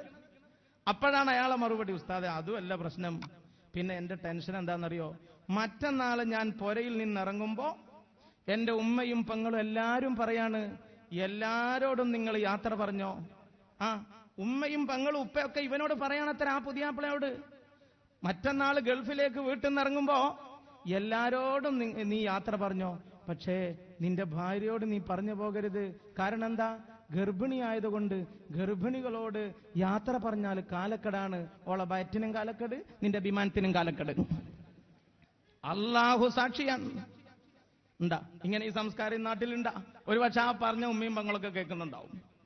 ചിന്തിച്ചു നോക്ക്. എന്നിട്ട് അയാൾ എന്നോട്, ഞാൻ ഈ കൗവായിൽ വന്ന അതാ ധൈര്യത്തോടെ ഞാൻ പറയണം, ഒരുപാട് പ്രദേശം ഞാൻ ഇങ്ങനത്തെ ഒക്കെ എന്നെ പറയലേ, അല്ലാതെ കുറെ കഥ പറഞ്ഞിട്ടെന്താ, നമ്മൾ ചിന്തിക്കണ്ടേ? എന്നിട്ട് പിന്നെ അയാൾ പറയണം, എന്താ അറിയോ ഉസ്താദെ, ഞാൻ ഇനി മറ്റന്നാൾ പോയാൽ മടങ്ങി വരുവോ? വന്നാൽ തന്നെ എന്നാ വരിക? അങ്ങനെയുള്ളൊരു യാത്രക്ക് പോകുമ്പോ എന്റെ പ്രിയ സഖിയോട് പറയാതെ ഞാൻ എങ്ങനെ പോകും ഉസ്താദെ? ഇതൊക്കെ ദീനിലുള്ളതാണോ എന്നാ അയാളെ ലാസ്റ്റ് ചോദ്യം. അപ്പൊ ഞാൻ പറഞ്ഞ്, ശരി, നിങ്ങൾ മറ്റന്നാള് യാത്ര പറയുന്നത് അവിടെ കട്ടെ, ഇന്നും ഇന്നലെയൊക്കെ നിങ്ങളെ വീട്ടിൽ പലരും വന്നിട്ടുണ്ടാവുമല്ലോ. അവര് വന്നിട്ട് വീട്ടിൽ നിന്ന് പോകുമ്പോ നിങ്ങളുടെ ഭാര്യയോട് യാത്ര പറയൂല? ഇല്ല ഉസ്താദെ, ഉമ്മാനോടും പെങ്ങളോടും എല്ലാരോടും വരുന്ന അസ്സലാമു അലൈക്കും എന്ന് പറയും. എന്റെ വൈഫിനോട് പറയും, നിന്നോട് പറയുന്നില്ലേ? പിന്നെ ഓളെ ഉപ്പാനോടാ പറഞ്ഞ ഇപ്പോ? നിങ്ങൾ ചിന്തിക്ക്, ഇതാ ഗതി. ഇവിടെ ഞാൻ പറഞ്ഞെന്താ അറിയോ, ഒരു ഗൾഫുകാരനായ ഭർത്താവിന്റെ മനസ്സിൽ വ്യാകുലതയുടെ കാർമുകിലുകൾ പ്രത്യക്ഷപ്പെടുത്തുന്നതിൽ ആ ഒരു ദുരാചാരം, ഒരു അന്ധവിശ്വാസം ചെലുത്തിയ സ്വാധീനം നിങ്ങൾ ചിന്തിക്ക്. നിങ്ങൾ ചിന്തിക്കും മുഅ്മിനീങ്ങളെ, ഇങ്ങനെ എന്തെല്ലാം. ഇതുകൊണ്ടുള്ള പ്രശ്നം എന്താണെന്നറിയോ, സമയനഷ്ടം മാത്രമല്ല, സാമ്പത്തിക നഷ്ടം മാത്രമല്ല, പിന്നെ ഈമാനെ ബാധിക്കുന്ന വിധത്തിലുള്ള അന്ധവിശ്വാസം. അതേപോലെ പുതിയ പുര എടുത്തിട്ടുണ്ട്, പുരയിൽ കൂടാൻ പറ്റിയൊരു ദിവസം പറഞ്ഞു തരണം എന്ന് പറഞ്ഞിട്ട് ഒരാൾ വന്നു ഈ കഴിഞ്ഞ 1-2 മാസം മുമ്പ്. അത് സഫർ മാസമാണ്. ഞാൻ കലണ്ടറിൽ നോക്കിയിട്ട് ഒരു ഡേറ്റ് പറഞ്ഞു കൊടുത്തപ്പോൾ എന്നോട് പറയാണ്, ഉസ്താദെ അന്ന് വേണ്ട. ഞാൻ ചോദിച്ചു, എന്താ?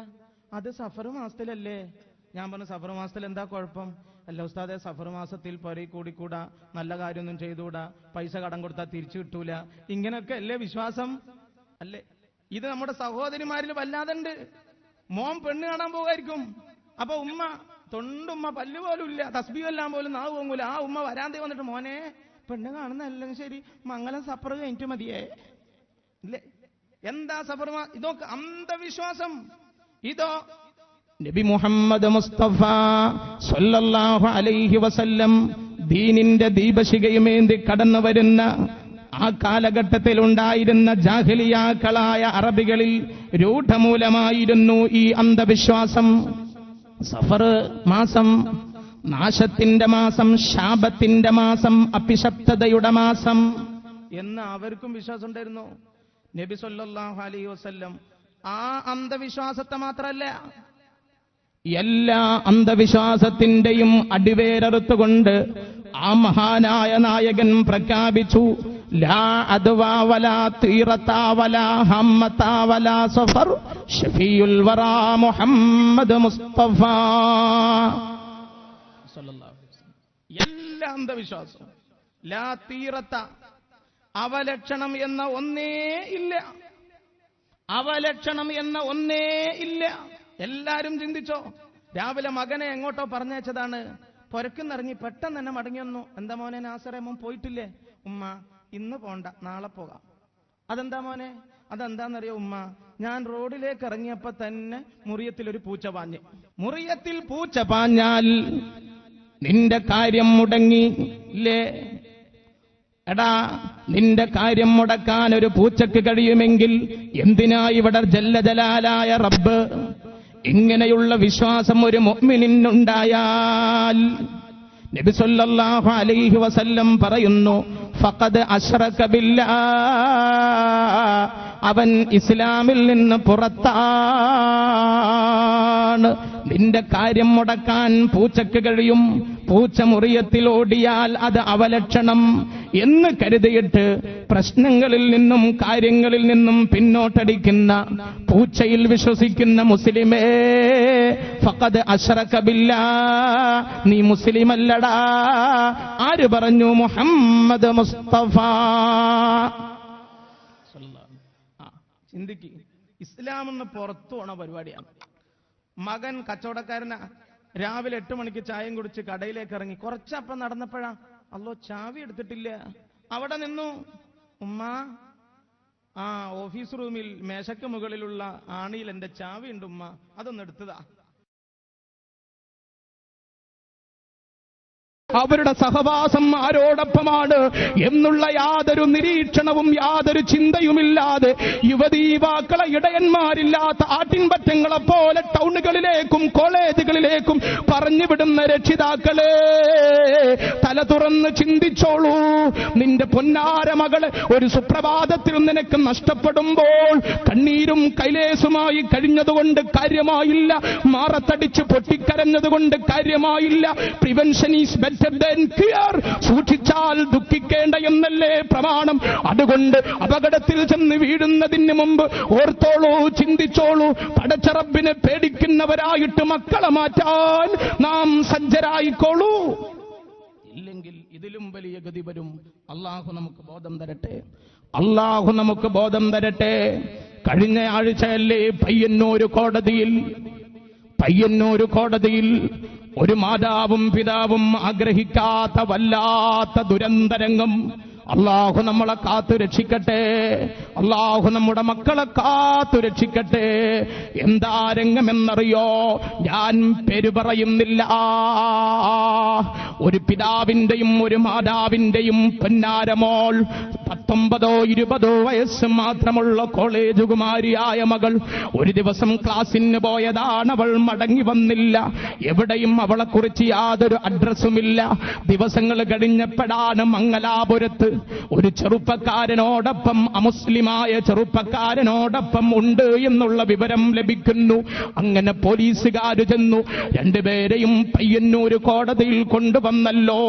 കാസർഗോഡ് നിന്ന് വരുമ്പോൾ ആ മുസ്ലിം യുവതിയുടെ ബാപ്പ ഡിവൈഎസ്പിയോട് പറയുന്നു, സാറേ, എന്റെ പൊന്നുമോളുമായിട്ട് 5 മിനിറ്റ് നേരമെങ്കിലും സംസാരിക്കാൻ എനിക്ക് സമയം തന്നാൽ എന്റെ പൊന്നുമോളെ ഞാൻ എന്റെ കൂടെ കൂട്ടിക്കോളാം, ആ നിലയിൽ അവളുടെ മനസ്സ് മാറ്റിക്കോളാം എന്ന് പറയുമ്പോൾ ആ മുസ്ലിമായ ഡിവൈഎസ്പി ഉണ്ടല്ലോ, ഈ സമുദായത്തിന്റെ നെഞ്ചത്തേക്ക് വിരൽ ചൂണ്ടിയിട്ടാണ് ആ പിതാവിനോടൊരു ചോദ്യം ചോദിച്ചത്. 19 20 വർഷം നിന്റെ മകൾ നിന്റെ മടിയിലുണ്ടായിട്ട് നിയന്ത്രിക്കാൻ പറ്റാത്ത നിനക്കെങ്ങനെ ഈ 5 മിനിറ്റ് കൊണ്ട് നിന്റെ മകളെ നന്നാക്കാൻ പറ്റുമെന്ന് ആ പിതാവിന്റെ മുഖത്തേക്ക് നോക്കിയിട്ട് ആ നിയമപാലകൻ ചോദിച്ചപ്പോൾ അർത്ഥവത്തായ ചോദ്യമാ അത്. ഈ സമുദായം ഗൗരവത്തിലെടുക്കേണ്ട ചോദ്യമാ അത്. ഒരു സുപ്രഭാതത്തിലല്ല പൊന്നുമോൾ ഇറങ്ങിപ്പോകുന്നത്. പ്രേമസല്ലാപങ്ങളും ശൃംഗാരങ്ങളും സമാഗമങ്ങളും ഒരുപാട് കഴിഞ്ഞു കഴിയുമ്പോഴാണ് ഒരു പെണ്ണിന്റെ മനസ്സും ഒരു ആണിന്റെ മനസ്സും വല്ലാതെ അടുക്കുന്നതും സ്നേഹം രൂഢമൂലമാകുന്നതും. അതേ, ഒരു ചെറുപ്പക്കാരന്റെ കൂടെ ഒരു പെണ്ണിറങ്ങിപ്പോകുന്നതിന് മുമ്പ് എത്രയെത്ര സമാഗമങ്ങൾ നടന്നിട്ടുണ്ടാകും. അതൊക്കെ നടക്കാനുള്ള കാരണം പിതാവായ നിനക്ക്, രക്ഷിതാക്കളായ നിങ്ങൾക്ക് ആ പെണ്ണിനെ കുറിച്ചുള്ള ചിന്തയില്ലാത്തത് കൊണ്ടാണ്. മകളെ അന്ധമായി വിശ്വസിച്ചിട്ട് കയറൂരി വിട്ടത് കൊണ്ടാണ്. അങ്ങനെ ചുരുക്കി പറയാം, പയ്യന്നൂരിലെ കോടതിയിൽ കൊണ്ടുവരുന്നു. എന്തോ ഒരു രംഗമാത്. ഒരു ഭാഗത്ത് 9 മാസം ഗർഭത്തിൽ ചുമന്ന് വേദനയോടെ പ്രസവിച്ച് ആറ്റുനോറ്റിപ്പോറ്റി വളർത്തിയ പൊന്നാര ഉമ്മ കണ്ണിൽ നിന്ന് കണ്ണുനീരൊഴുക്കിക്കൊണ്ട് നിൽക്കുന്നു. അടുത്ത് തന്നെ ബാപ്പായും നിൽക്കുന്നു. അത് അടുത്തതായിട്ട് ആ മുസ്ലിമത്തായ യുവതിയായ മകൾ നിൽക്കുന്നു. അതിന്റെ അപ്പുറത്ത് അവളുടെ മനസ്സിൽ അവൾ സ്ഥാനം കൊടുത്ത അമുസ്ലിമായ ചെറുപ്പക്കാരൻ നിൽക്കുന്നു. കോടതിയുടെ ഭാര്യയുടെ ചോദ്യം, ആ പെണ്ണിനോടുള്ള ചോദ്യം, നിനക്ക് തീരുമാനിക്കാം നീ ആരോടൊപ്പം പോകുന്നു എന്ന് നിനക്ക് തീരുമാനിക്കാം എന്ന് കോടതി പറയുമ്പോൾ ആ ഉമ്മായും ഉപ്പായും കരുതിയത് എന്റെ പൊന്നുമോള് പറയും ഞങ്ങളോടൊപ്പം വരുന്നു എന്നായിരിക്കും പറയുക എന്ന് കരുതിയിട്ട് ആകാംക്ഷയോടെ നിൽക്കുമ്പോൾ ആ യുവതിയായ മകൾ പറഞ്ഞതെന്താണെന്നറിയോ? ഞാൻ പോകുന്നത് മുരളിയേട്ടന്റെ കൂടെയാ എന്ന് പറഞ്ഞപ്പോൾ കോടതി വിട്ടയച്ചില്ലേ. നൊന്തുപറ്റ മാതാവിനെ വേണ്ട, പ്രിയങ്കരനായ പിതാവിനെ വേണ്ട, ജീവനേക്കാൾ സ്നേഹിക്കേണ്ട നബി മുഹമ്മദ് മുസ്തഫ സല്ലല്ലാഹു അലൈഹി വസല്ലമ തങ്ങളെ വേണ്ട, പരിശുദ്ധമായ ഇസ്ലാമിക ആദർശം വേണ്ട, അതെല്ലാം വലിച്ചെറിഞ്ഞുകൊണ്ട് മതം പോലും മാറിയിട്ട് അന്യനായ ചെറുപ്പക്കാരന്റെ കൂടെ പോയപ്പോൾ ഈ സമുദായമേ തല തുറക്കുവോ? ഈ സമുദായമേ തല തുറന്നൊന്ന് ചിന്തിക്കുവോ? മക്കളെ കയറൂരി വിടാതിരിക്കുവോ? ആരെയും പഠിപ്പിക്കണ്ട എന്നല്ല പറയുന്നത്, ആണാണെങ്കിലും പെണ്ണാണെങ്കിലും വല്ലാതെ പഠിപ്പിക്കണം, മതപരമായും ഭൗതികമായും ഉയരത്തിലെത്തിക്കണം. പക്ഷേ അന്ധമായിട്ട് ആൺമക്കളെയും പെൺമക്കളെയും വിശ്വസിക്കണ്ട. ഓരോരുത്തരും ഗൗരവത്തിലെടുക്ക് ഈ വിഷയം. ഇവിടെ അടുത്ത ഒരു നാട്ടിൽ ഒരു ഹയർ സെക്കൻഡറി സ്കൂളിൽ നടന്ന സംഭവം എന്താണെന്നറിയോ? +2 പഠിക്കുന്ന പെമ്പിള്ളാര്, മുസ്ലിം പെമ്പിള്ളാര്, അവരെ വീട്ടിൽ നിന്ന് സ്കൂളിലേക്ക് വരും. സ്കൂളിനടുത്തെത്താനാകുമ്പോഴുള്ള ഇടവഴിയിൽ കൃത്യസമയത്ത് തന്നെ ഓട്ടോറിക്ഷ വന്ന് നിൽപ്പുണ്ടാകും. ആ യുവതികൾ ഓട്ടോറിക്ഷയിൽ കയറിയിട്ട് തന്റെ ബാഗിൽ കരുതി വെച്ചിരിക്കുന്ന പർദ എടുത്ത് യൂണിഫോമിന്റെ മുകളിൽ ധരിക്കും. എന്നിട്ട് ഓട്ടോക്കാരനോടൊപ്പം കറങ്ങി നടക്കും വൈകുന്നേരം വരെ. വൈകുന്നേരം സ്കൂള് വിടുന്ന നേരത്ത് ആ മുസ്ലിമത്തായ പെമ്പിള്ളാര് ആ ഓട്ടോയിൽ വരും. ഓട്ടോയിൽ ഇരുന്ന് തന്നെ തങ്ങളുടെ പർദ അഴിച്ചുകൊണ്ട് മടക്കിയിട്ട് ബാഗിലേക്ക് വെക്കും.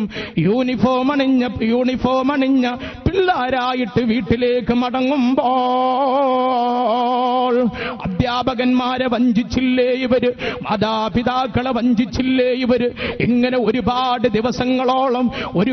ദിവസങ്ങളോളം പകലിലുള്ള 12-13 മണിക്കൂർ ലോഡ്ജുകളിലും ടൂറിസ്റ്റ് കേന്ദ്രങ്ങളിലും ഒരുപാട് റിസോർട്ടുകളിലും അന്യന്മാരോടൊപ്പം കറങ്ങി നടന്നില്ലേ? ഈ സമുദായത്തിലുള്ള മാധുര്യമൂറുന്ന മധുര 17കാരികളായ ആയിഷമാരും ഖദീജമാരും കറങ്ങി നടന്നില്ലേ? ആ പെമ്പിള്ളാർക്ക് ഇത്രയും വലിയ ധൈര്യം എങ്ങനെ കിട്ടിയെന്നറിയോ? അവർക്കറിയാം സ്കൂളിലേക്ക് ചെന്നാ പിന്നെ ഉമ്മ ചിന്തിക്കൂല ഇവളെ എവിടെയാ പോകുന്നതെന്ന്, ഉപ്പായും ചിന്തിക്കൂല, ആങ്ങളയും ചിന്തിക്കൂല. സ്കൂളിൽ എന്ന് പറഞ്ഞു പോയാൽ പിന്നെ ആരും തന്നെ ഞങ്ങളെ ശ്രദ്ധിക്കൂല എന്നുള്ള ധൈര്യമാണ് ഇത്രയും വലിയ അരാജകത്വത്തിന്റെ വഴികൾ ഈ സമുദായത്തിലുള്ള യുവതികളെ കൊണ്ടുപോയതെങ്കിൽ ഒന്ന് ഓർക്കുവോ? ഒന്ന് ചിന്തിക്കുവോ? കണ്ണൂരിലെ ഒരു സംഭവം നടന്നു. പിതാവ് 5 കൊല്ലമായി ഗൾഫിലാണ്. അങ്ങനെ +2 പഠിക്കുന്ന ഏക മകൾ, അവൾക്ക് നല്ല ഗൾഫുകാരനായ സുമുഖനായ ചെറുപ്പക്കാരനെ പുതിയാപ്പിളയാക്കി കണ്ടെത്തിയിട്ട് കല്യാണവും തീരുമാനിച്ചിട്ട് ബാപ്പാ ഗൾഫിൽ നിന്ന് വരുന്നു. 5 കൊല്ലം കടൽ കടന്ന് ചെന്ന് ചോരനീരാക്കി ഉണ്ടാക്കിയ പണം തന്റെ പൊന്നുമോളം മണിയറയിൽ പറഞ്ഞയക്കുന്നതിന് വേണ്ടി വിനിയോഗിക്കണം എന്നുള്ള അഭിലാഷത്തോടെ, ആകാംക്ഷയോടെയും പ്രതീക്ഷയോടെയും പ്രത്യാശയോടെയും ആ സ്നേഹനിധിയായ ബാപ്പ നാട്ടിലേക്ക് വരുന്നു. ഞായറാഴ്ച കല്യാണമാണ്, തലേ വ്യാഴാഴ്ചയാ ബാപ്പ വരുന്നത്.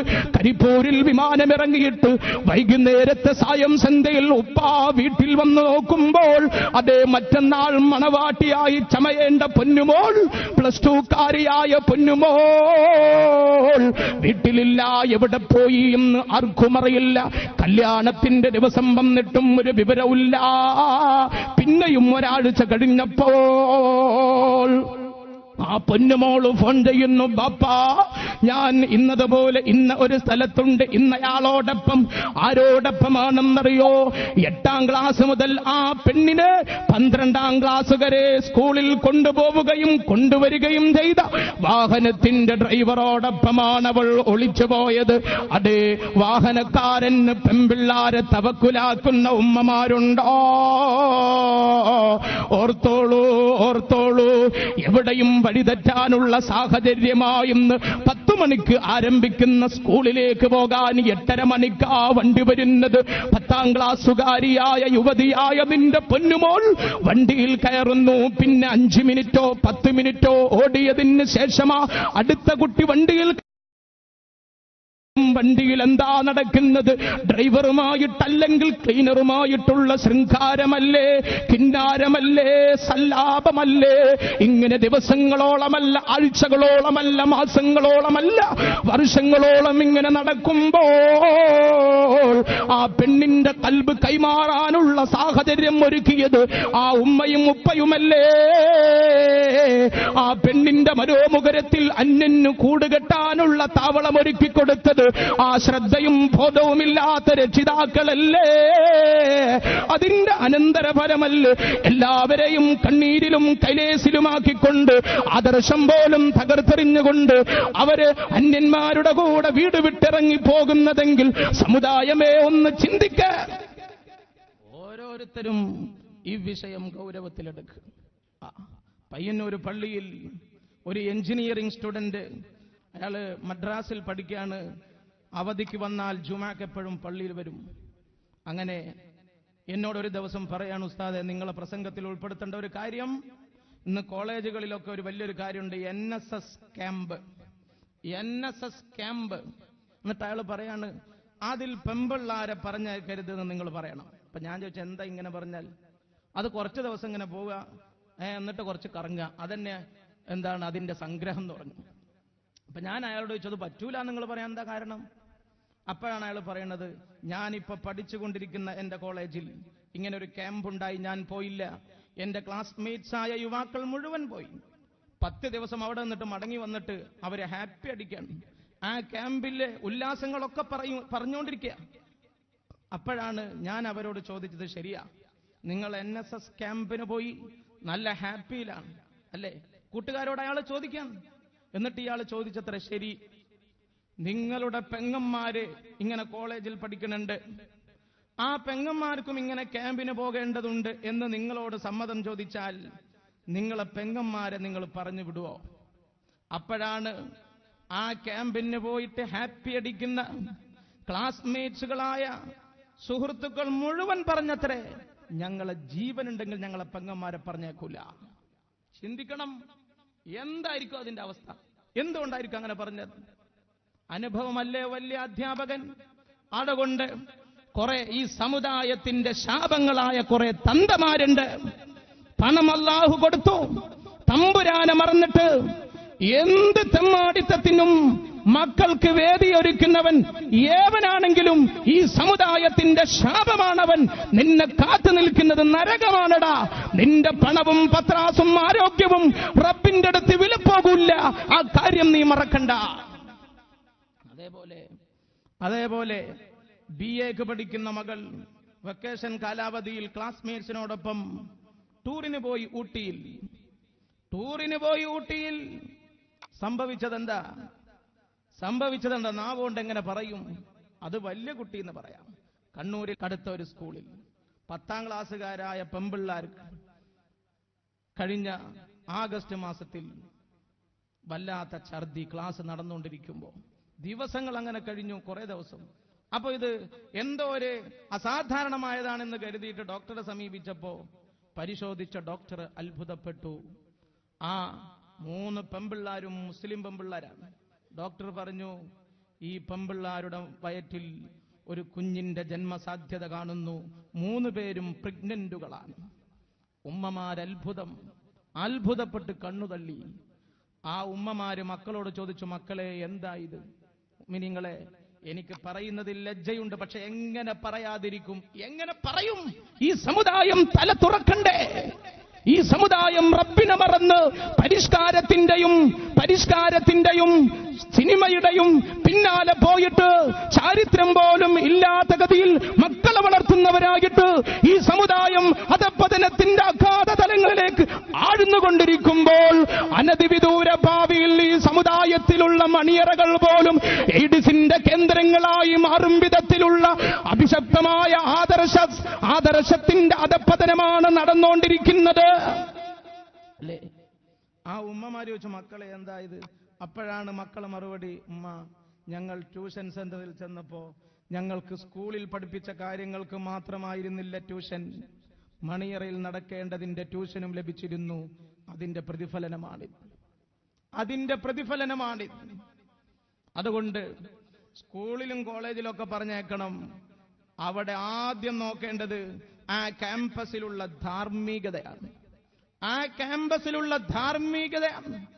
അല്ലെങ്കിൽ നീ എന്തിനു പഠിക്കാൻ പോണം? ചിന്തിക്ക്. ഇതൊന്നും ശ്രദ്ധിക്കാൻ കഴിയാത്ത പിതാവും മാതാവുമാണോ നീ അതിനൊരുങ്ങണ്ട. അങ്ങനെ വഴിതെറ്റിയിട്ട് നിന്റെ മക്കൾ ദീനിൽ നിന്ന് പുറത്തുപോയി എന്ന് കരുത്, അല്ല ഹറാമിന്റെ വഴിയിലായി എന്ന് കരുത്. റബ്ബ് നിന്നെ പിടിക്കും പെങ്ങളെ, റബ്ബ് നിന്നെ പിടിക്കും രക്ഷിതാക്കളെ. എത്രത്തോളം എന്നറിയോ? ഞാൻ നേരത്തെ പറയുന്നു, ആദർശവാനായ പിതാവും ആദർശവതിയായ പിതാവും മാതാവും അല്ലേ നിങ്ങൾ ആദർശമുള്ളവർ തന്നെ. പക്ഷേ നിങ്ങളുടെ മക്കളെങ്ങാനും ദീനിന്റെ മുഖത്ത് കരിവാരി തേക്കുന്ന ദുരന്തപുത്രന്മാരും ദുരന്തപുത്രിമായിട്ട് മാറിയാൽ നാളെ റബ്ബിന്റെ മുന്നിൽ ഭീകരമായ മത്സരാവൻ സഭയിൽ 9,29,00,000 കിലോമീറ്റർ അകലെയുള്ള വിശാലമായ പ്രപഞ്ചത്തിലെ കത്തിക്കാണുന്ന ആണവനിലയമായ സൂര്യൻ, അതിന്റെ ചെറിയ രശ്മികളും പോലും ഏൽക്കാൻ പറ്റാതെ ഫാനുകളും എയർ കണ്ടീഷനുകളും ഫിറ്റ് ചെയ്യുന്ന മുസ്ലിമേ, അങ്ങനെയുള്ള വിശാലമായ പ്രപഞ്ചത്തിലെ ആളിയാളിക്കത്തുന്ന ആണവനിലയമായ സൂര്യൻ നാളെ ഭയാനകമായ മത്സരാവൻ സഭയിൽ ഒരു ചാൺ മാത്രം അകലെ നിലകൊള്ളുമ്പോൾ എന്തോ ഒരു ഭീകരതയാ, എന്തോ ഒരു ഭയാനകതയാ, എന്തോ ഒരു ഭീഭത്സതയാ. അമ്പിയാക്കന്മാര് പോലും കരയുന്നു, ഔലിയാക്കന്മാര് പോലും വെപ്രാളപ്പെടുന്നു. എന്നിട്ട് റബ്ബിനോട് പറയുന്നു, റബ്ബേ, ഒന്നുകിൽ സ്വർഗത്തിലേക്ക് അല്ലെങ്കിൽ നരകത്തിലേക്ക്. എന്നാലും ഈ മൈസ്രായുടെ ഭീകരത താങ്ങാൻ പറ്റപ്പെടുമ്പോൾ ലോകവിമോചനത്തിന്റെ മഹാനായ നേതാവ് അസ്റഫുൽ ഖൽഖ് ത്വാഹ റസൂലുള്ളാഹി സ്വല്ലല്ലാഹു അലൈഹി വസല്ലം അല്ലാഹുവിനോട് റെക്കമെൻഡേഷൻ നടത്തുന്നു, ശുപാർശ ചെയ്തിട്ട് അല്ലാഹു വിചാരണക്കെടുക്കുന്നു.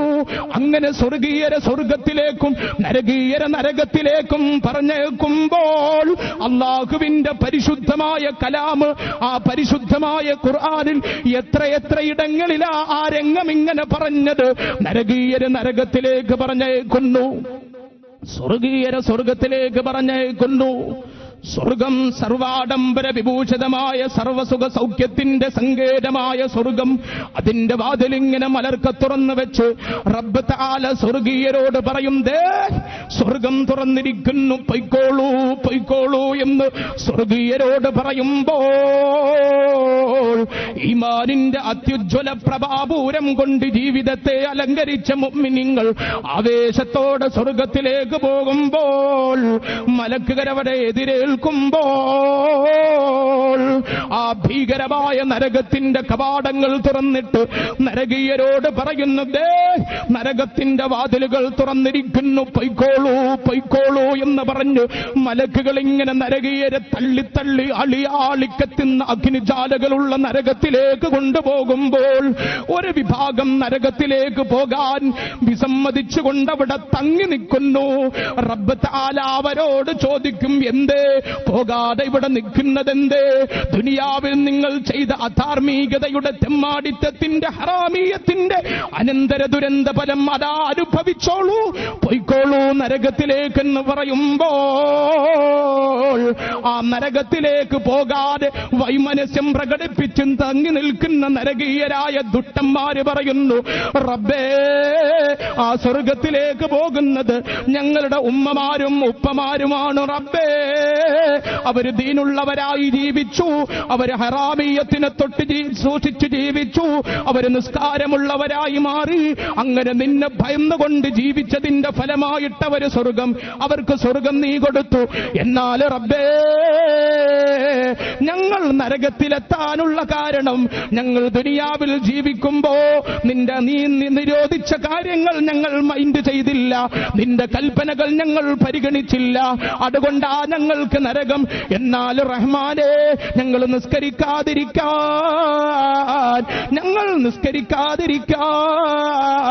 ഞങ്ങൾ തെമ്മാടികളാകാൻ, ഞങ്ങൾ ഹറാബിയത്തിന്റെ വക്താക്കളാകാൻ കാരണക്കാര് ആ സ്വർഗത്തിലേക്ക് പോകുന്ന ഞങ്ങളുടെ ഉമ്മമാരും ഉപ്പമാരുമാരാണ് റബ്ബേ. അവർ ഞങ്ങളെ നിസ്കരിപ്പിച്ചില്ല, അവർ ഞങ്ങൾക്ക് ദീൻ പകർന്നു തന്നില്ല, അവർ ഞങ്ങളെ ആദർശത്തിൽ ഉറപ്പിച്ചു നിർത്തിയില്ല, അവർ ഞങ്ങൾ സിനിമ കാണുമ്പോൾ തടഞ്ഞില്ല, അവർ ഞങ്ങൾ ഹറാമിയത്തിന്റെ വഴിയിൽ നീങ്ങുമ്പോൾ എതിർത്തില്ല. അതുകൊണ്ട് ഞങ്ങൾ ഹറാമിയത്തിന്റെ അടിമകളും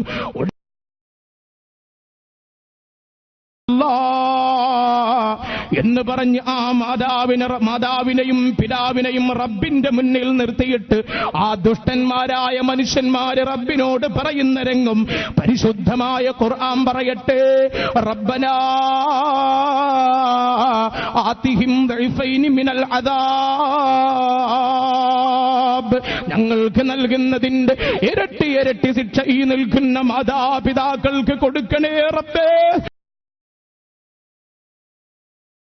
എന്നാ മക്കൾ നാളെ റബ്ബ് തആലയോട് പറയുമെന്ന് ഖുർആൻ പറയുമ്പോൾ അതിന് ശേഷം ഒരു വിജയമുണ്ടോ, അതിന് ശേഷം ഒരു പരാജയമുണ്ടോ? അങ്ങനെയുള്ള പ്രത്യേകമായ സാഹചര്യത്തിൽ ഇരട്ടി ശിക്ഷ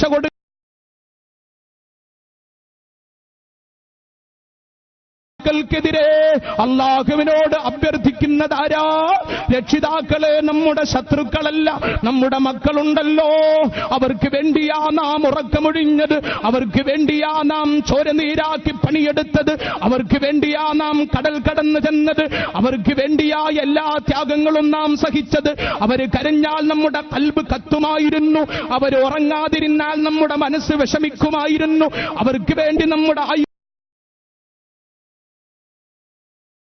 അവർക്ക് വേണ്ടി നമ്മുടെ ആയുസ് മുഴുവൻ ചെലവഴിച്ചു, അവർക്ക് വേണ്ടി നമ്മുടെ സമ്പത്ത് മുഴുവൻ ചെലവഴിച്ചു, അവർക്ക് വേണ്ടി നമ്മുടെ സമയം മുഴുവൻ ചെലവഴിച്ചു. അങ്ങനെ നമ്മുടെ കണ്ണിന്റെ കൺമണികളായി, കരളിന്റെ കാതലായി, സ്നേഹഭാജനങ്ങളായി കൊണ്ടു നടന്ന നമ്മുടെ പൊന്നാര മക്കൾ നാളെ റബ്ബിനോട് പറയുന്നു, റബ്ബനാ ആതിഹിം ദൈഫൈനി മിനൽ അദാബ്, ഞങ്ങൾക്ക് നൽകുന്നതിന്റെ ഇരട്ടി ശിക്ഷ ഈ നിൽക്കുന്ന മാതാപിതാക്കൾക്ക് കൊടുക്കണേ അല്ലാ എന്ന് നമ്മുടെ ഹറാമിയത്തിന്റെ അടിമകളായ മക്കൾ നാളെ റബ്ബിനോട് പറയുമെന്ന്. ആരാ പറയുന്നത്? ഈ ദാരിമിയുടെ ഭീഷണിയല്ല, പ്രപഞ്ചം പടച്ച് സത്യം പടച്ച് പരിശുദ്ധമായ ഖുർആനിലൂടെ നമുക്ക് പഠിപ്പിച്ചു തന്ന ജല്ല ജലാലായ റബ്ബ് അവന്റെ സംശുദ്ധമായ കലാമിലൂടെ ഇക്കാര്യം നമ്മെ ഉണർത്തുമ്പോൾ സമുദായമേ ഒന്ന് ചിന്തിക്കുവോ, സമുദായമേ ഒന്ന് ഉണരുവോ, നമ്മുടെ യുവതീ യുവാക്കളെ കയറൂരി വിടാതിരിക്കുവോ, അവരുടെ ജീവിതത്തിനൊരു ബ്രേക്ക് കൊടുക്കാൻ നമ്മൾ ഒരുങ്ങുവോ, ഐഡന്റിറ്റിയുള്ള മക്കളായി നമ്മൾ മാറി നമ്മുടെ മക്കളെയും ആദർശത്തിന്റെ വഴിയിൽ അടിയുറപ്പിച്ചു നിർത്താനുള്ള ശ്രമകരമായ ദൗത്യം നിർവഹിക്കുവോ, എങ്കിൽ മരിച്ചാലും നമുക്ക് രക്ഷയാ, ദുനിയാവിലും നമുക്ക് രക്ഷയാ. ഇല്ലെങ്കിൽ ഒരു പക്ഷേ ദുനിയാവിൽ ആരും തന്നെ നിന്നെ ചോദ്യം ചെയ്തെന്നു വരില്ല, ആരും തന്നെ നിന്നെ ഗുണദോഷിച്ചെന്നു വരില്ല. പക്ഷേ ഇന്നല്ലെങ്കിൽ നാളെ മരിച്ച് ഖബറിൽ ചെന്നാൽ അവിടെ നീ അനുഭവിക്കും. അള്ളാഹു നമുക്ക് ബോധം തരട്ടെ. എന്താ ആമീന് മടി? അള്ളാഹു നമുക്ക് ബോധം തരട്ടെ, അള്ളാഹു നമുക്ക് ബോധം തരട്ടെ. അല്ലാതെ വേറൊരു വഴിയുമില്ല, അല്ലാതെ വേറെ ഒരു വഴിയുമില്ല. മരണത്തെ മറക്കാൻ, അള്ളാഹുവിനെ മറക്കാൻ അല്ലേ? ഒരുപാട് പുതിയാപ്പിളമാരുണ്ട്, കല്യാണം കഴിഞ്ഞിട്ട് യുവതികളായ ഭാര്യമാരെ കറങ്ങാൻ വിടുന്ന കശ്മലന്മാരുണ്ട്. വീട്ടിലിരിക്കുക, എന്നിട്ട് ഭാര്യയെ ഷോപ്പിങ്ങിന് പറഞ്ഞയക്കുന്ന തെമ്മാടികൾ. എന്തിനധികം വെള്ളിയാഴ്ചയുടെ പരിശുദ്ധമായ മുഹൂർത്തത്തിൽ പോലും മുസൽമാന്മാരൊന്നടങ്ങും പുരുഷന്മാരെല്ലാം പരിശുദ്ധമായ വെള്ളിയാഴ്ചയുടെ മഹനീയമായ മുഹൂർത്തത്തിൽ ജുമുഅ നിസ്കാരത്തിന് വേണ്ടി പള്ളിയിൽ ഒരുമിച്ച് കൂടുമ്പോൾ പയ്യന്നൂരിന്റെ നഗരത്തിന്റെ ഹൃദയഭാഗം കണ്ടു നോക്ക്. ആ നഗരപാത നമ്മൾ ഓരോരുത്തരും നോക്ക്. അവിടെ ഇടയന്മാരില്ലാത്ത ആട്ടിൻപറ്റങ്ങളെപ്പോലെ തെണ്ടി നടക്കുന്നവർ, കറങ്ങി നടക്കുന്നവർ, തലമറക്കാതെ, മുടിമറക്കാതെ, ശരീരം മറക്കാതെ, ഔറത്ത് മറക്കാതെയും മറച്ചുകൊണ്ടും കറങ്ങി നടക്കുന്ന അരാജകത്വത്തിന്റെ വക്താക്കളായിട്ട് ഈ സമുദായത്തിലുള്ള യുവതി യുവാക്കൾ മാറുമ്പോൾ ഖുർആൻ പറഞ്ഞു, വലാ തബറജ്ന തബറുജൽ ജാഹിലിയ്യത്തിൽ ഊലാ. അജ്ഞാനാന്ധകാരകാലത്ത് കറങ്ങി നടന്നതുപോലെ നിങ്ങൾ കറങ്ങി നടക്കരുതേ. പരിശുദ്ധ ഖുർആനിൽ ബയ്യനല്ലാഹു അസ്സ വജൽ. എല്ലാരും ചിന്തിച്ചോ, എല്ലാരും ഉപ്പയായ നീ വരാന്തയിലിരിക്കുമ്പോ, +2 പഠിക്കണ മോള് തലമറക്കാതെയും മാറുമറക്കാതെയും പോകുമ്പോ പാടില്ലതെന്ന് പറയാൻ നാവ് പൊങ്ങാത്ത തന്തയാണ് നീയെങ്കിൽ നിന്നെ ആരുടെ ആണാക്കി? കല്യാണത്തിന് നിന്റെ കൂടെ വരുന്ന ഭാര്യ അവൾ സാരി ധരിച്ച് തന്റെ മുടിയും തന്റെ മാറും തന്റെ വയറും മറക്കാതെ വരികയാണെങ്കിൽ പാടില്ലടി എന്ന് പറയാൻ നാവ് പൊങ്ങാത്ത ഭർത്താവാണ് നീയെങ്കിൽ നിന്നെക്കാളും വലിയ തെമ്മാടി ആരുണ്ടടാ? നിന്നെ ആര് പറഞ്ഞു നീ ആണെന്ന്? മൂക്കിന് കീഴെ രോമമുണ്ടെന്ന് കരുതി ആണാകൂല്ല. ഈമാനിന്റെ കാര്യത്തിൽ ശൗര്യം വേണം. ആദർശത്തിന്റെ കാര്യത്തിൽ ശ്രദ്ധയില്ലാത്ത നിന്നെ ആര് ആണാക്കി? ഈ സമുദായത്തിന് നഷ്ടപ്പെട്ട ഏറ്റവും വലിയ കാര്യമെന്താ? ആദർശത്തിന്റെ വഴിയിൽ നട്ടലിന്റെ സ്ഥാനത്ത് പുൽക്കൊടി പോലുമില്ലാത്ത ഷണ്ടന്മാരായിട്ട് ഈ സമുദായത്തിലുള്ള തന്തമാരും പുതിയാപ്പളമാരും അതപ്പതച്ചതിന്റെ അനന്തരഫലം ഈ സമുദായത്തിലുള്ള യുവതികളും ഈ സമുദായത്തിലുള്ള ഭാര്യമാരും നരകീയ നാരികളായിട്ട് മാറിക്കൊണ്ടിരിക്കുന്നു. ചിന്തിച്ചോ, നിങ്ങൾ ചിന്തിച്ചോ. ഇത് മനസ്സിന്റെ വേദനയുടെ ശബ്ദമാണ്. ഇത് മനസ്സിന്റെ വേദനയുടെ ശബ്ദമാണ്. മരിക്കണ്ടേ? എല്ലാവർക്കും സ്വർഗത്തിൽ പോണ്ടേ? ചിന്തിക്ക്. എല്ലാവർക്കും സ്വർഗത്തിൽ പോണ്ടേ? ഭാര്യക്ക് വസ്ത്രം വാങ്ങിക്കൊടുക്കുമ്പോ നല്ല വസ്ത്രം, വിലയേറിയ വസ്ത്രം തന്നെ വാങ്ങിക്കൊടുക്കണം. പക്ഷേ ഒരു മാനദണ്ഡം, നീ അതിന് പരമമായി ഗണിക്കണം. നിന്റെ ഭാര്യയുടെ ഔറത്ത് മുഴുവൻ മറയുന്ന വസ്ത്രമാകണമത്. നിന്റെ +2 പഠിക്കുന്ന പൊന്നുമോള് സ്കൂളിൽ പോകുമ്പോൾ അവളുടെ ഔറത്ത് മറയുന്ന വസ്ത്രമാകണമത്. ഇവിടെ മഹല്ല് കമ്മിറ്റിക്കാർക്കും വലിയ പങ്കുണ്ട്. ഇവിടെ കലാലയങ്ങൾ നടത്തുന്ന മാനേജ്മെന്റിനും വലിയ പങ്കുണ്ട്. ബാപ്പമാരും രക്ഷിതാക്കളും മാനേജ്മെന്റും ഞാൻ ഈ പറഞ്ഞതുപോലെ ആദർശത്തിന്റെ കാര്യത്തിൽ നട്ടെല്ലിന്റെ സ്ഥാനത്ത് പുൽക്കൊടി പോലുമില്ലാതെ മാറിയപ്പോൾ ഇസ്ലാമിന്റെ പേരിൽ നടക്കുന്ന കലാലയങ്ങൾ പോലും ഹറാമിയത്തിന്റെ കേന്ദ്രങ്ങളായി മാറുന്നു. ഇല്ലേ? ഇല്ലേ? നമ്മൾ ചിന്തിക്ക്. ഈയിടെ ഒരു ഹയർ സെക്കൻഡറി സ്കൂളിൽ ഒരു പ്രിൻസിപ്പാൾ ഒരു നിയമം കൊണ്ടുവന്നു. അള്ളാഹു ആ പ്രിൻസിപ്പാളിന് ദീർഘായുസ് കൊടുക്കട്ടെ. എന്താ ആമീൻ പറയാൻ മടിയെന്താ? അള്ളാഹു ദീർഘായുസ് കൊടുക്കട്ടെ. ആ സ്ഥാപനത്തിന് അള്ളാഹു വളർച്ച കൊടുക്കട്ടെ. എന്താണെന്നറിയാം അയാൾ കൊണ്ടുവന്ന നിയമം? ഇപ്പുണ്ടല്ലോ ചുരിദാർ എന്താ? പണ്ടൊക്കെ പെണ്ണിന് ഇണങ്ങിയ വേഷം തന്നെ. ഇന്നത് പോയിട്ടെന്തായി? ഇന്ന് ബോഡി ഷേപ്പായി, ടൈറ്റ് ഫിറ്റായി, സൈഡ് ഓപ്പണായി ആഹ്റം വരെ ഓപ്പണായി. ഇല്ലേ? ആ പ്രിൻസിപ്പൾ കൊണ്ടുവന്ന നിയമം എന്താണെന്നറിയോ? സൈഡ് ഓപ്പണായ ചുരിദാറും ധരിച്ചിട്ട് ഒരു പെണ്ണും സ്കൂളിൽ വരണ്ട. തന്റെ ഇടമുള്ള കമ്മിറ്റിയും തന്റെ ഇടമുള്ള പ്രിൻസിപ്പളുമാണ്. മുസ്ലിം മാനേജ്മെന്റിന് കീഴിൽ നടക്കാൻ ചിന്തിക്കണം നമ്മൾ. ഇതാണ് തന്റെ ഇടം എന്ന് പറഞ്ഞാൽ. പക്ഷേ ആ തന്റെ ഇടം പോലും ഇന്നത്തെ പുതിയാപ്പളമാർക്കും ഇന്നത്തെ ഉപ്പമാർക്കും ഇന്നത്തെ മഹല്ല് ഭാരവാഹികൾക്കും ഇല്ല. തൃക്കരിപ്പൂരിനടുത്തൊരു മഹല്ലിൽ ചെന്നപ്പോ എന്റെ പ്രസംഗവേളയിൽ ഒരു എഴുത്ത് തന്നു. ഉസ്താദെ, ഞാനിങ്ങനെ അധാർമികതകളെ കുറിച്ച് പറയുമ്പോൾ എഴുത്ത് തന്നതാണ്. ആ മഹല്ലിന്റെ തീരുമാനം എന്താണെന്നറിയോ? കല്യാണത്തിന്റെ അന്നോ തലേന്നോ ഗാനമേള നടക്കുന്ന വീട്ടിൽ മഹല്ലുമായിട്ടൊരു ബന്ധവുമില്ല. അവിടെ ഖതീബ് വരൂല്ല, നിക്കാഹ് നടത്തൂല, മഹല്ലിന്റെ ഒരു കാര്യം മഹല്ലുകാർ സഹകരിക്കൂല. ആണത്തതാണ്. ആണത്തമുള്ളവരാണെങ്കിൽ ഇക്കമ്മറ്റിയും അത് പാസ്സാക്കണം. നിങ്ങൾ എന്ത് കരുതിയാലും വേണ്ടില്ല, എന്നെ നിങ്ങൾ വിളിച്ചത് ദീന് പറയാൻ വേണ്ടിയിട്ടാ, അല്ലാതെ നിങ്ങൾ കരുതുന്നത് പറയാൻ വേണ്ടിയിട്ടല്ല. അതുകൊണ്ട് മഹല്ലുകാർ ചിന്തിച്ച നടക്കും. ആ മഹല്ലിൽ പിന്നെ ഞാൻ അന്വേഷിച്ചു. ഉറപ്പാണ് തന്റെ ഇടമുള്ളവർക്ക് തന്റെ ഇടം വേണ്ട സ്ഥാനത്ത് ഉണ്ടായാൽ ഒരു തെമ്മാടിത്വം നടക്കൂല. അങ്ങനെ അത് മാത്രല്ല, അങ്ങനെ ഒരുപാട് കാര്യം നിങ്ങൾ കരുതുന്നുണ്ടാവും ഈ ചങ്ങാനെ വിളിച്ച് കുടുങ്ങി. നിങ്ങൾ കരുതിക്കോ. ഒന്നുകൂടി ഞാൻ പറയാം, ഇന്നത്തെ മണിയറകൾ നരകീയ അറകളായിട്ട് മാറുന്നില്ലേ? എന്താ അവസ്ഥ? പുതിയാപ്പിളയും പുതിയ പെണ്ണും, പുതിയാപ്പിള വന്നു ആദരിച്ച് എതിരേറ്റവനെ കൊണ്ടുപോയി മണിയറയിലാക്കും. പിന്നെ എന്താ, പെണ്ണിനെയും കൊണ്ടുവന്ന് മണിയറയിലാക്കും. ഇത്രയും കാലം എന്താ സംഭവം? മണിയറയിൽ നിന്ന് മാല ചാർത്തും. അസുലഭമായൊരു സ്വകാര്യത, സ്വർഗീയമായൊരു സ്വകാര്യത, ആ സ്വകാര്യത പോലുമില്ല. ഈടെ ഈ വിനീതന്റെ ഈ കണ്ണുകൊണ്ട് ഞാൻ കണ്ടത്, പുതിയാപ്പിള അറയിലേക്ക് ചെന്നു, മണവാട്ടിയും അറയിലേക്ക് ചെന്നു. പിന്നെ അതാ ചെല്ലുന്നത് മൂന്നാമൻ ക്യാമറമാൻ. എന്താണ് ആ അസുലഭമായ സ്വർഗീയ സ്വകാര്യതയിൽ പോലും ഇന്ന് ഹറാമിയത്ത് കലർന്നു. ആ മണിയറയിലേക്ക് മൂന്നാമൻ കടന്നു ചെന്നു, ക്യാമറമാൻ. ചിന്തിക്ക്, ഇങ്ങനെയുള്ള സംസ്കാരത്തിന് വഴിയൊരുക്കുന്ന ഉപ്പമാരും കാരണവന്മാരും എന്റെ ഒച്ച കേൾക്കുന്നില്ലേ? എടാ, നിനക്ക് മരിക്കണ്ടേ? നിന്റെ പൊന്നുമോളുടെ ജീവിതത്തിലെ അതുല്യമായ മുഹൂർത്തം മണിയറ പോകുന്ന രംഗം അല്ലേ? അത് സ്വർഗത്തിലേക്ക് വരവ് വെക്കേണ്ട നിമിഷമാക്കുന്നതിന് പകരം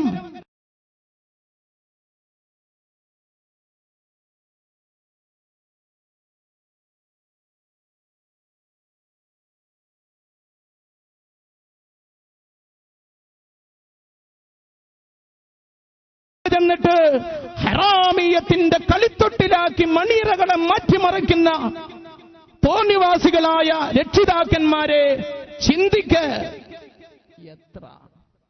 എത്ര ഫോട്ടോ എടുത്തോ? ഇതിപ്പോ ക്യാമറയിൽ പകർത്തുന്നാണല്ലോ, എന്താ വീഡിയോ എടുക്കുന്നുണ്ട്. അപ്പൊ എന്താ അതുകൊണ്ട് പല ഓരോന്നിനിപ്പം നല്ലതും തീയതും ഉണ്ടല്ലോ. ഒരു ഗ്ലാസ് അതിൽ പാല് കുടിക്കൽ ഹലാലാണ്, കള്ളുടിക്കലോ ഹറാമാണ് അല്ലേ? ഇതിപ്പോ ഇത് എടുക്കുകയാണ്. എന്താണ് ഈ വയല് മറ്റുള്ളവർക്ക് കേൾപ്പിച്ചു കൊടുക്കാൻ മാത്രമല്ല, നമ്മുടെ മഹലുമായിട്ട് സഹകരിക്കുന്ന ഗൾഫുകാർക്ക് ഈ രംഗമൊക്കെ കണ്ട് സന്തോഷപ്പെടാൻ. അത് ആയിക്കോട്ടെ, വേണ്ടാന്നല്ല. പക്ഷേ ഈ ക്യാമറയായിട്ട് നിന്റെ വീട്ടിന്റെ അടുക്കളയിലേക്ക് ആ ക്യാമറാമാന് കടന്നു ചെല്ലാൻ അനുവാദം കൊടുക്കുന്ന പിതാവേ, നിനക്ക് മണ്ടയില്ലേ? നിന്റെ മണ്ടക്കകത്ത് ചളിയാണോ അതല്ല ചോറാണോ? ചിന്തിക്കുന്നേ. ആരനുവാദം നൽകി? ഈയുടെ ഒരു നിക്കാഹ് കഴിഞ്ഞു നോക്കുമ്പോ പള്ളിയിൽ നിന്നാ നിക്കാഹ്. ഇന്നിപ്പോ അതൊക്കെ അപൂർവമായ സംഭവങ്ങളായി. പള്ളി നോക്കിപ്പോ എന്താ പൊരന്റെ മുറ്റത്ത് തന്നെ സ്റ്റേജും കാര്യമൊക്കെ കെട്ടുകയാണ്. സുന്നത്ത് പള്ളിയിൽ നിന്നാണ്. അങ്ങനെ പള്ളിയിൽ നിന്ന് കഴിഞ്ഞ് കല്യാണം വിട്ട് തൊട്ടടുത്ത് തന്നെ ഭക്ഷണം കഴിക്കാൻ വേണ്ടി ചെല്ലുമ്പോൾ ഗാനമേള തുടങ്ങി. ഞാനാണ് അതിന്റെ ഇടയിൽ കയറി കുടുങ്ങി. ആ പൊരക്കാരൻ ആരാന്നറിയില്ല. എന്റെ കൂടെയുള്ള അവിടുത്തെ മുദരിസ് ഉസ്താദോട് ഞാൻ പറഞ്ഞു, ഈ പൊരക്കാരനൊന്ന് കാണിച്ചു തരുമോ എന്ന് പറഞ്ഞു. എന്തിനാന്ന് ചോദിച്ചു. ഞാൻ പറഞ്ഞു, അത് നിർത്തിയിട്ടേ ഞാനിപ്പോ ഇരിക്കുള്ളൂ. അങ്ങനെ മൂപ്പര് നോക്കിയിട്ട് പൊരക്കാരനെ കാണുന്നില്ല. അപ്പോഴേക്കോ പെട്ടെന്നുണ്ട് അത് സ്റ്റോപ്പായി. ഗാനമേള സ്റ്റോപ്പായി. അതും എന്താണെന്നറിയോ? ബിസ്മി ചൊല്ലി കള്ളുടിക്കും പോലെ. കള്ളുടിക്കുമ്പോ ബിസ്മില്ലാഹിർ റഹ്മാൻ എന്നതുപോലെ എന്താ ബിസ്മിയും ഹംദും തുടങ്ങിയിട്ട് ഗാനമേള തുടങ്ങുകയാണ്. ഹറാമ്, പാച്ച ഹറാമ്. നിക്കാഹ് കഴിഞ്ഞിട്ട് പള്ളിക്ക് വേണ്ടി ഒരു 1500 എഴുതും. എന്താ 1500? ഇത് എവിടുത്തെ നിയമാന്ന് ചോദിച്ചിട്ട് കുലുമാലുണ്ടാക്കുന്ന തോന്നിവാസികൾ 10,000-ങ്ങളും ലക്ഷങ്ങളുമാണ് ഈ ഹറാമിയത്തിന് ചെലവഴി. ഇല്ലേ? നമ്മുടെ നാട്ടിലില്ലേ? ചിന്തിക്കും നമ്മൾ. അല്ലാതെ ഞാൻ എന്തെങ്കിലും ഒരു കഥ പറഞ്ഞ് നിങ്ങൾ ആവേശം ഉണ്ടാക്കിയിട്ടൊന്നും കാര്യമില്ല. ഇതൊക്കെ നമ്മൾ ചിന്തിക്ക്. വെറുതെ അല്ല നമ്മളെ തകർക്കാനും കൊല്ലാനും എല്ലാവരും വരുന്നത്. അള്ളാഹ് നമ്മളെ തിരിഞ്ഞു നോക്കാത്തത് കൊണ്ടാണ്. ലാ യുബാലിഹിമുല്ലാഹു ബാല. അള്ളാഹു നാം എന്തായാലും അള്ളാഹ്ക്ക് പ്രശ്നമില്ല. കാരണം എന്താ? അള്ളാഹനെ നമ്മൾ മറന്നു, അള്ളാന്റെ ആദർശത്തെയും നമ്മൾ മറന്നു. അല്ലെങ്കിൽ ഇതല്ല ഇങ്ങനെ എന്തൊക്കെ ഏതൊക്കെ കാര്യങ്ങൾ. അതേപോലെ തന്നെ യുവാക്കളെ, പെണ്ണ് കാണാൻ ചെന്നാൽ പണ്ടൊക്കെ മിഠായി കൊടുക്കും അല്ലേ? പെണ്ണ് കാണാൻ പോണം, അവളെ കാണണം, എന്നിട്ട് ഇഷ്ടപ്പെടണം, എന്നിട്ട് കെട്ടിയാൽ മതി. പണ്ടൊക്കെ എന്താ, കണ്ട് ഇഷ്ടപ്പെട്ടാൽ മിഠായി കൊടുക്കും, പല സ്ഥലത്തും ഖുർആനൊക്കെ കൊടുക്കും. ഇന്നോ പോരിശാക്കപ്പെട്ട സാധനം കൊടുക്കാം, മൊബൈല്. ഏതെങ്കിലും പെണ്ണിന് നിന്റെ പുതിയാപ്പിള കാണാൻ വന്നപ്പോ മൊബൈൽ തന്നതാണെങ്കിൽ നീ മനസ്സിലാക്കിക്കോ, ഈ പുതിയാപ്പിള നരകത്തിലേക്കുള്ള പുതിയാപ്പിളയാണ്. ഈ പുതിയാപ്പിള നരകത്തിലേക്കുള്ള പുതിയാപ്പിളയാണ്. കാരണം എന്താ? അതിലൂടെയുള്ള സന്ദേശം എന്താ? നമ്മൾ രണ്ടാളും കണ്ടു, ഇഷ്ടപ്പെട്ടു, ഇനി മുതൽ നമുക്ക് എപ്പോഴും ഓക്കെ ഓക്കെ എന്ന് പറഞ്ഞാൽ എപ്പോഴും ഹറാമ്, എപ്പോഴും ഹറാമ് അല്ലേ? പെണ്ണിന്റെ നിക്കാഹ് കഴിഞ്ഞാൽ ഓക്കെ, നിക്കാഹ് കഴിഞ്ഞാൽ പെണ്ണ് നിന്റെതാണ്, നിക്കാഹിന് മുമ്പ് പെണ്ണ് നിന്റെതല്ല. അതാ നീ ചിന്തിക്കേണ്ടത്. മൊബൈൽ കൈമാറുക, രാപ്പകലില്ല, മണിക്കൂറുകളില്ല, ജോലിയൊന്നുമില്ല, എപ്പോഴും ശൃംഗാരം, കിന്നാരം, സല്ലാപം. വേണ്ടാന്ന് പറയുന്നില്ല, നിക്കാഹ് കഴിയട്ടെ. അതിനു മുമ്പ് ചെയ്യുന്നതെല്ലാം ഹറാമാണ്. അതുകൊണ്ട് മുസ്ലിം രക്ഷിതാക്കളെ, നിന്റെ മോളെ കാണാൻ വേണ്ടി പുതിയാപ്പിളയായിട്ടൊരു ചെറുപ്പക്കാരൻ കാണാൻ വന്നപ്പം മൊബൈല് കൊടുത്തതാണെങ്കിൽ അത് കൊടുക്കണ്ട എന്ന് പറയണം. അതുമല്ലെങ്കിൽ നിന്നെ എന്റെ മോക്ക് വേണ്ടടാ എന്ന് പറയുന്ന ഈമാനുള്ള ഉപ്പമാരായിട്ട് നീ മാറണം. ഇവിടൊക്കെ വേണ്ടത്, അല്ലാതെ തുള്ളിക്കളിക്കാൻ ആവേശം കാണിക്കല്ല. ചിന്തിക്ക്, ഇതൊക്കെ നമ്മളെ ഗൗരവത്തിലെടുക്ക്. പറഞ്ഞു വരുന്നത്, കല്യാണത്തിന്റെയും അതുപോലെയുള്ള മഹനീയമായ മുഹൂർത്തങ്ങളുടെ വേളകളിൽ നമ്മുടെ സ്ത്രീ വിഭാഗത്തിനിടയിലേക്ക് അന്യന്മാരായ ഫോട്ടോഗ്രാഫർമാരെ പറഞ്ഞയച്ചിട്ട്, ആരാ അവന്റെ മുന്നിൽ നിന്റെ ഭാര്യക്കും നിന്റെ മക്കൾക്കും നിക്കൽ ഹറാമാണ് ഹലാലാണ് എന്ന് ആരാ നിന്നെ പഠിപ്പിച്ചത്? കല്യാണമായതുകൊണ്ട് ഹറാമായത് ഹലാലായതാണോ? ഓരോ മുഅ്മിനീങ്ങളും തല തുറന്ന് ചിന്തിച്ചോളൂ. ഇങ്ങനെ ഒരു ആണിന്റെയും പെണ്ണിന്റെയും കല്യാണ മുഹൂർത്തം, പരിശുദ്ധമായ കല്യാണ മുഹൂർത്തം ജീവിതത്തിൽ എന്നുമെന്നും ഓർമ്മിക്കപ്പെടുന്ന ആ അതുല്യമായ സ്വർഗീയ മുഹൂർത്തം, അതേ സ്വർഗത്തിലെത്തിക്കാൻ വഴിയൊരുങ്ങുന്ന നിക്കാഹിന്റെ മുഹൂർത്തം, നരകത്തിലെത്തിക്കാൻ വഴിയൊരുങ്ങുന്ന ഹറാമീയത്തിന്റെയും മുഹൂർത്തമാക്കിയിട്ട് സമുദായമേ നമ്മൾ മാറ്റുന്നുണ്ടോ? അതിന് മുന്നിട്ടിറങ്ങുന്ന രക്ഷിതാക്കളുണ്ടോ? അത് കണ്ടിട്ടും തടയാത്ത കാരണവന്മാരുണ്ടോ? ഇങ്ങനെയുള്ള ഹറാമിയത്തുകൾ വ്യാപകമായി നടന്നിട്ടും ഒരു വിരൽ പോലും അനക്കാത്ത മഹല്ല് കമ്മിറ്റിക്കാരുണ്ടോ? നിന്റെ പത്രാസ് കൊണ്ട് ദുനിയാവിൽ നിന്ന് നിന്നെ ആരും പിടിച്ചെന്ന് വരില്ല. പക്ഷേ നിനക്ക് ആരോഗ്യം തന്ന റബ്ബുണ്ടടാ, നിന്നെ അധികാരത്തിലിരുത്തിയ റബ്ബുണ്ടടാ. ആ റബ്ബ് നിന്നെ പിടിക്കുമ്പോൾ ആര് നിന്നെ രക്ഷിക്കാൻ വരും ഓർക്കുമോ? അതുകൊണ്ട് സമുദായമേ, ഹറാമീയത്തിനോട് വിട പറയാൻ, തെമ്മാടിത്തങ്ങളിൽ നിന്ന് രാജിവെക്കാൻ, അള്ളാഹുവിന്റെ വിശുദ്ധമായ ആദർശത്തിന്റെ വഴിയിൽ മുന്നേറാൻ, അങ്ങനെ നമ്മുടെ യുവതീ-യുവാക്കളെ ദീനിന്റെ മുത്തുമണികളായി, ആദർശത്തിന്റെ പൂമരങ്ങളായി വളർത്താൻ ഐഡന്റിറ്റിയുള്ള പിതാക്കന്മാരായി നമ്മൾ ഓരോരുത്തരും മാറണം. എന്റെ വാല് കേൾക്കുന്ന യുവാക്കളെ, എന്റെ വാല് കേൾക്കുന്ന യുവതികളെ, എത്ര ആരോഗ്യം ഉണ്ടായിട്ടെന്താ, എത്ര പത്രാസ് ഉണ്ടായിട്ടെന്താ, ലക്ഷങ്ങൾ ശമ്പളം കിട്ടുന്ന ജോലി ഉണ്ടായിട്ടെന്താ, എപ്പോഴാ മരിക്കുക, എവിടെ വച്ചാ മരിക്കുക? എല്ലാവരുടെ അടുത്തും അസ്രായീൽ വരൂല്ലേ?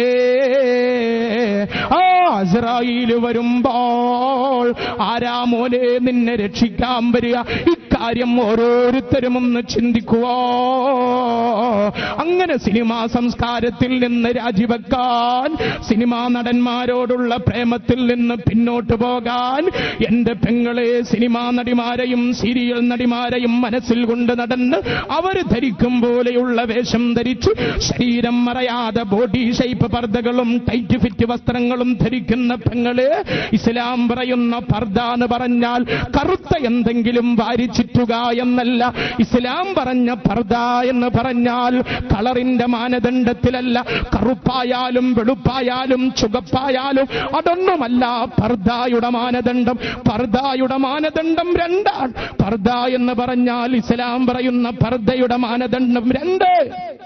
ആ പർദ ധരിച്ചാൽ പെണ്ണിന്റെ ശരീരം മുഴുവൻ മറയണേ. രണ്ടാമതായിട്ട് ആ പർദ ബോഡി ഷേപ്പാകാൻ പാടില്ല, ടൈറ്റ് ഫിറ്റ് ആകാൻ പാടില്ല. അത് ഇസ്ലാമിക പർദയല്ല, അത് നരകീയ നാരിമാരുടെ പർദയാണ്. ഭാരതത്തെ തകർത്ത് തരിപ്പണമാക്കാൻ വന്ന ധിക്കാരികളെ, നിങ്ങൾക്ക് ശിങ്കിടി പാടാൻ എന്നെ കിട്ടൂല. നിങ്ങളെ ഇവിടെ നിന്ന് കെട്ടുകെട്ടിക്കുന്നത് വരെ ഈ മുഹമ്മദ് അലിക്ക് വിശ്രമമില്ലെന്ന് പറഞ്ഞ് ഗാന്ധിജിയോടൊപ്പം ഗോഖലെയോടൊപ്പം ഇന്ത്യൻ സ്വാതന്ത്ര്യ സമര രണാങ്കണത്തിൽ തീഗോളമായി നിലകൊണ്ടു. ചുരുക്കി പറയാം, സാമ്പത്തികമായും ശാരീരികമായും തകർന്നു. എഴുന്നേക്കാൻ പോലും വയ്യാതെ അവശതയും വിവശതയുമായി രോഗശയിൽ കിടക്കുമ്പോഴാണ് ബ്രിട്ടീഷുകാരന്റെ ബക്കിംഹാം കൊട്ടാരത്തിൽ റൗണ്ട് ടേബിൾ കോൺഫറൻസ് നടക്കുന്നത്. അവശതയും വിവശതയുമായി രോഗശയിൽ കിടക്കുന്ന മൗലാന മുഹമ്മദ് അലി ഈ വിവരമറിഞ്ഞപ്പോൾ ഒരു സഹായിയെയും കൂട്ടിയിട്ട് തന്റെ കട്ടിലിൽ നിന്ന് എഴുന്നേറ്റു. 7 നാഴിക പോലും സഞ്ചരിക്കാൻ കഴിയാത്ത ആ മഹാൻ എങ്ങനെയൊക്കെയോ 7000 നാഴിക അകലെ ബ്രിട്ടീഷുകാരന്റെ കടലും കരയും കടന്നു ചെന്ന് ബ്രിട്ടീഷുകാരന്റെ ബക്കിംഹാം കൊട്ടാരത്തിൽ ചെന്നുകൊണ്ട് ഉജ്ജ്വലമായൊരു പ്രസംഗം നടത്തി. ബ്രിട്ടീഷുകാരെ, അവശതയും വിവശതയുമായി കഴിയുന്ന ഞാൻ എന്റെ രാജ്യത്തിന്റെ സ്വാതന്ത്ര്യത്തിന്റെ കാര്യത്തിൽ ഭ്രാന്തനായതുകൊണ്ടാണ് കരയും കടലും താണ്ടിക്കിട്ട് ഇവിടെ എത്തിയിരിക്കുന്നത്. അതുകൊണ്ട് mister George, I don't want to go back to India, a slave country. Give me the key of freedom or 6 feet of earth for my burial. വെള്ളപ്പട്ടികളെ, ഒന്നുകിൽ എന്റെ രാജ്യത്തിന്റെ സ്വാതന്ത്ര്യത്തിന്റെ ചാവി തരണം, അല്ലെങ്കിൽ എനിക്ക് അന്ത്യവിശ്രമം കൊള്ളാൻ ഈ സ്വതന്ത്ര രാജ്യത്ത് 6 അടി മണ്ണ് വേണം. എന്നാലും ഒരു അടിമ രാജ്യത്തേക്ക് പോകാൻ ഞാൻ ഒരുക്കമല്ല എന്ന് വിളിച്ചു പറഞ്ഞ മൗലാന മുഹമ്മദ് അലി ബ്രിട്ടീഷുകാരന്റെ ബക്കിംഹാം കൊട്ടാരത്തിന്റെ കരിങ്കൽ ഭിത്തികളെ കൊൾമയിർ കൊള്ളിച്ചപ്പോൾ ബ്രിട്ടീഷുകാർ മൗലാന മുഹമ്മദ് കൊണ്ടുവന്നു. ചുരുക്കി പറഞ്ഞാൽ വിചാരണ നടന്നുകൊണ്ടിരിക്കുക. മഹാനായ മൗലാന മുഹമ്മദ് അലി വിചാരണ വേളയിൽ ഒറ്റക്ക് മറുപടി പറഞ്ഞുകൊണ്ടിരിക്കുമ്പോ മഹാനവർകൾ പറഞ്ഞു, ഈ ജഡ്ജിയെയും ഈ കോടതിയെയും ഒക്കെ കാണുമ്പോ എനിക്കോർമ്മ വരുന്നത് എന്റെ നേതാവ് മുഹമ്മദ് നബിയെയാ സല്ലല്ലാഹു അലൈഹി വസല്ലം. മുഹമ്മദ് എന്ന് കേൾക്കേണ്ട താമസം കാബാലികനായ ജൂതനായ ജഡ്ജിയുണ്ടല്ലോ. ശരീരം വെളുവെളുത്തതാണെങ്കിലും അകതാരിന്റെ അകത്തളങ്ങൾ മുസ്ലിം വിരോധം കൊണ്ട് കറുകറുത്തു പോയിരുന്ന കാബാലികനായ ജൂതനായ ജഡ്ജി ഇരിപ്പിടത്തിൽ നിന്ന് ചാടിയെഴുന്നേറ്റ് കൊണ്ട് ആക്രോശിച്ചു, നിർത്തടാ അവിടെ. നിന്റെ നേതാവിന്റെ പേര് പറയേണ്ടത് കോർട്ടിലല്ലടാ, സ്റ്റോപ്പ് ഇറ്റ്. നിന്റെ നേതാവിന്റെ പേര് പള്ളി ചെന്ന് പറയടാ എന്ന് ആക്രോശിച്ചപ്പോൾ മജ്ജയിലും മാംസത്തിലും പ്രവാചക പ്രേമം ഒഴുകിയൊരിച്ചിരുന്ന മൗലാന മുഹമ്മദ് അലി ഈറ്റപ്പുലിയെപ്പോലെ ഇരുന്ന ഇരിപ്പിടത്തിൽ നിന്ന് ചാടിയെഴുന്നേറ്റു. നയാഗ്രാ വെള്ളച്ചാട്ടം പോലെയുള്ള തന്റെ വാഗ്ധോരണികൾ ഉതിർത്തിവിട്ടോണ്ട് പറഞ്ഞു, എന്റെ നേതാവിന്റെ പേര് ഇവിടെ വെച്ച് തന്നെ ഞാൻ പറയുമടാ. അതിഷ്ടപ്പെടാത്തവനാണ് ഈ ജഡ്ജി എങ്കിൽ എന്നെ ക്രൂരമായി വെടിവെച്ച് കൊന്നുകളയാൻ ഉത്തരവിടണം എന്ന് പറഞ്ഞുകൊണ്ട് മുഹമ്മദ് മുഹമ്മദ് എന്നിങ്ങനെ വീറോട് വിളിച്ചു പറഞ്ഞുകൊണ്ടിരിക്കുമ്പോൾ ക്ഷുഭിതനായ പട്ടാള മേധാവി പിടിച്ചിരുത്താൻ ചാടിയെടുന്നേറ്റപ്പോൾ ഭയം നിവർച്ച് ഇരുന്നു പോയി എന്ന് ഇന്ത്യൻ സ്വാതന്ത്ര്യത്തിന്റെ ജാജ്വല്യമാനമായ അധ്യായങ്ങളിൽ രേഖപ്പെടുത്തപ്പെട്ട് കിടക്കുമ്പോൾ ഖവായിലുള്ള മുസ്ലിമേ, ഖവായിലുള്ള പെങ്ങളെ, ഖവായിലുള്ള എന്റെ പ്രിയങ്കരായ യുവ സഹോദരങ്ങളെ, ആ പ്രവാചക പ്രേമമുണ്ടല്ലോ. ഇന്ത്യയുടെ ചരിത്രത്തിൽ രണ്ടാമതായിട്ട് ഇംഗ്ലീഷിൽ PhD നേടി ബ്രിട്ടീഷുകാരന്റെ കോട്ടകൊത്തലങ്ങളിൽ ഇടിമുഴക്കമുണ്ടാക്കി സൂര്യനസ്തമിക്കാത്ത ബ്രിട്ടീഷ് സാമ്രാജ്യത്തിന്റെ പേടി സ്വപ്നമായി മാറിയ പ്രവാചക പ്രേമത്തിൽ അധ്യായം രചിച്ച മൗലാന മുഹമ്മദ് അലിയുടെ ആ മഹിതമായ പ്രവാചക പ്രേമത്തിന്റെ വഴി, അചഞ്ചലമായ ഈമാനിന്റെ വഴി, അത് നെഞ്ചിലേറ്റാൻ, അത് ജീവിതത്തിൽ കൊണ്ടു നടക്കാൻ, അങ്ങനെ ഏത് പ്രതിസന്ധികളെയും ഐഡന്റിറ്റിയുള്ള മുസൽമാന്മാരായിട്ട് തൃണവൽഗണിക്കാൻ, അങ്ങനെ ലാ ഇലാഹ ഇല്ലല്ലാഹ് എന്ന് ചൊല്ലി സ്വർഗം കണ്ട് മരിക്കാൻ നമുക്കോരോരുത്തർക്കും സാഹചര്യം ഒരുങ്ങണം. അല്ലാഹു തൗഫീഖ് നൽകട്ടെ. ഞാൻ നീട്ടുന്നില്ല. അതുകൊണ്ട് മുഅ്മിനീങ്ങളെ, കേവലം ഒരൊച്ചയായിട്ട് നിങ്ങൾ ചിന്തിക്കരുത്. ഇന്ന് പോയി കിടന്നുറങ്ങുമ്പോൾ എല്ലാവരും ചിന്തിക്കണം. ഞാൻ ഈ നിങ്ങളോട് പറഞ്ഞ ഓരോ അനുഭവങ്ങളും ചിന്തിക്കണം. കിടന്നുറങ്ങാൻ പോകുമ്പോൾ ഒന്ന് ചിന്തിക്കുക, റബ്ബേ എന്റെ ജീവിതം എത്ര ഹറാമ്, എത്ര ഹറാമ്, എത്ര തോന്നിവാസം. ഇപ്പൊ ഞാൻ മരിച്ചാൽ എന്തായിരിക്കും എന്റെ ഖബറ്? ഓരോരുത്തരും ഒന്ന് ചിന്തിക്കുക. വേറൊന്നും വേണ്ട. അല്ലാതെ വാദം കഴിഞ്ഞു പോകുമ്പോ മോശമില്ല പ്രസംഗം, ഇതുകൊണ്ടൊന്നും കോയി ഫായിദാനഹി, ഒരു പ്രയോജനമില്ല. ഇന്നെല്ലാം പ്രഹസനങ്ങൾ മാത്രമാണ്, വെറും അഭിപ്രായങ്ങൾക്ക് മാത്രമുള്ളതാണ്. അങ്ങനെ ആകരുത്. നമ്മൾ ഓരോരുത്തരും ചിന്തിക്ക്. നമ്മുടെ കൺമുൻപിൽ നടക്കുന്ന മരണങ്ങളും അപകടങ്ങളും എല്ലാം നമ്മെ അല്ലാഹുവിലേക്ക് അടുപ്പിക്കണം, നമ്മെ ഈമാനുള്ളവരാക്കണം, നമ്മെ നിസ്കാരമുള്ളവരാക്കണം, നമ്മെ ദീനിലേക്ക് അടുപ്പിക്കണം. കവ്വായി മഹലിന്റെ ഈ കമ്മിറ്റിക്കാർ, അവരെ എത്ര പ്രശംസിച്ചാലും മതി വരില്ല.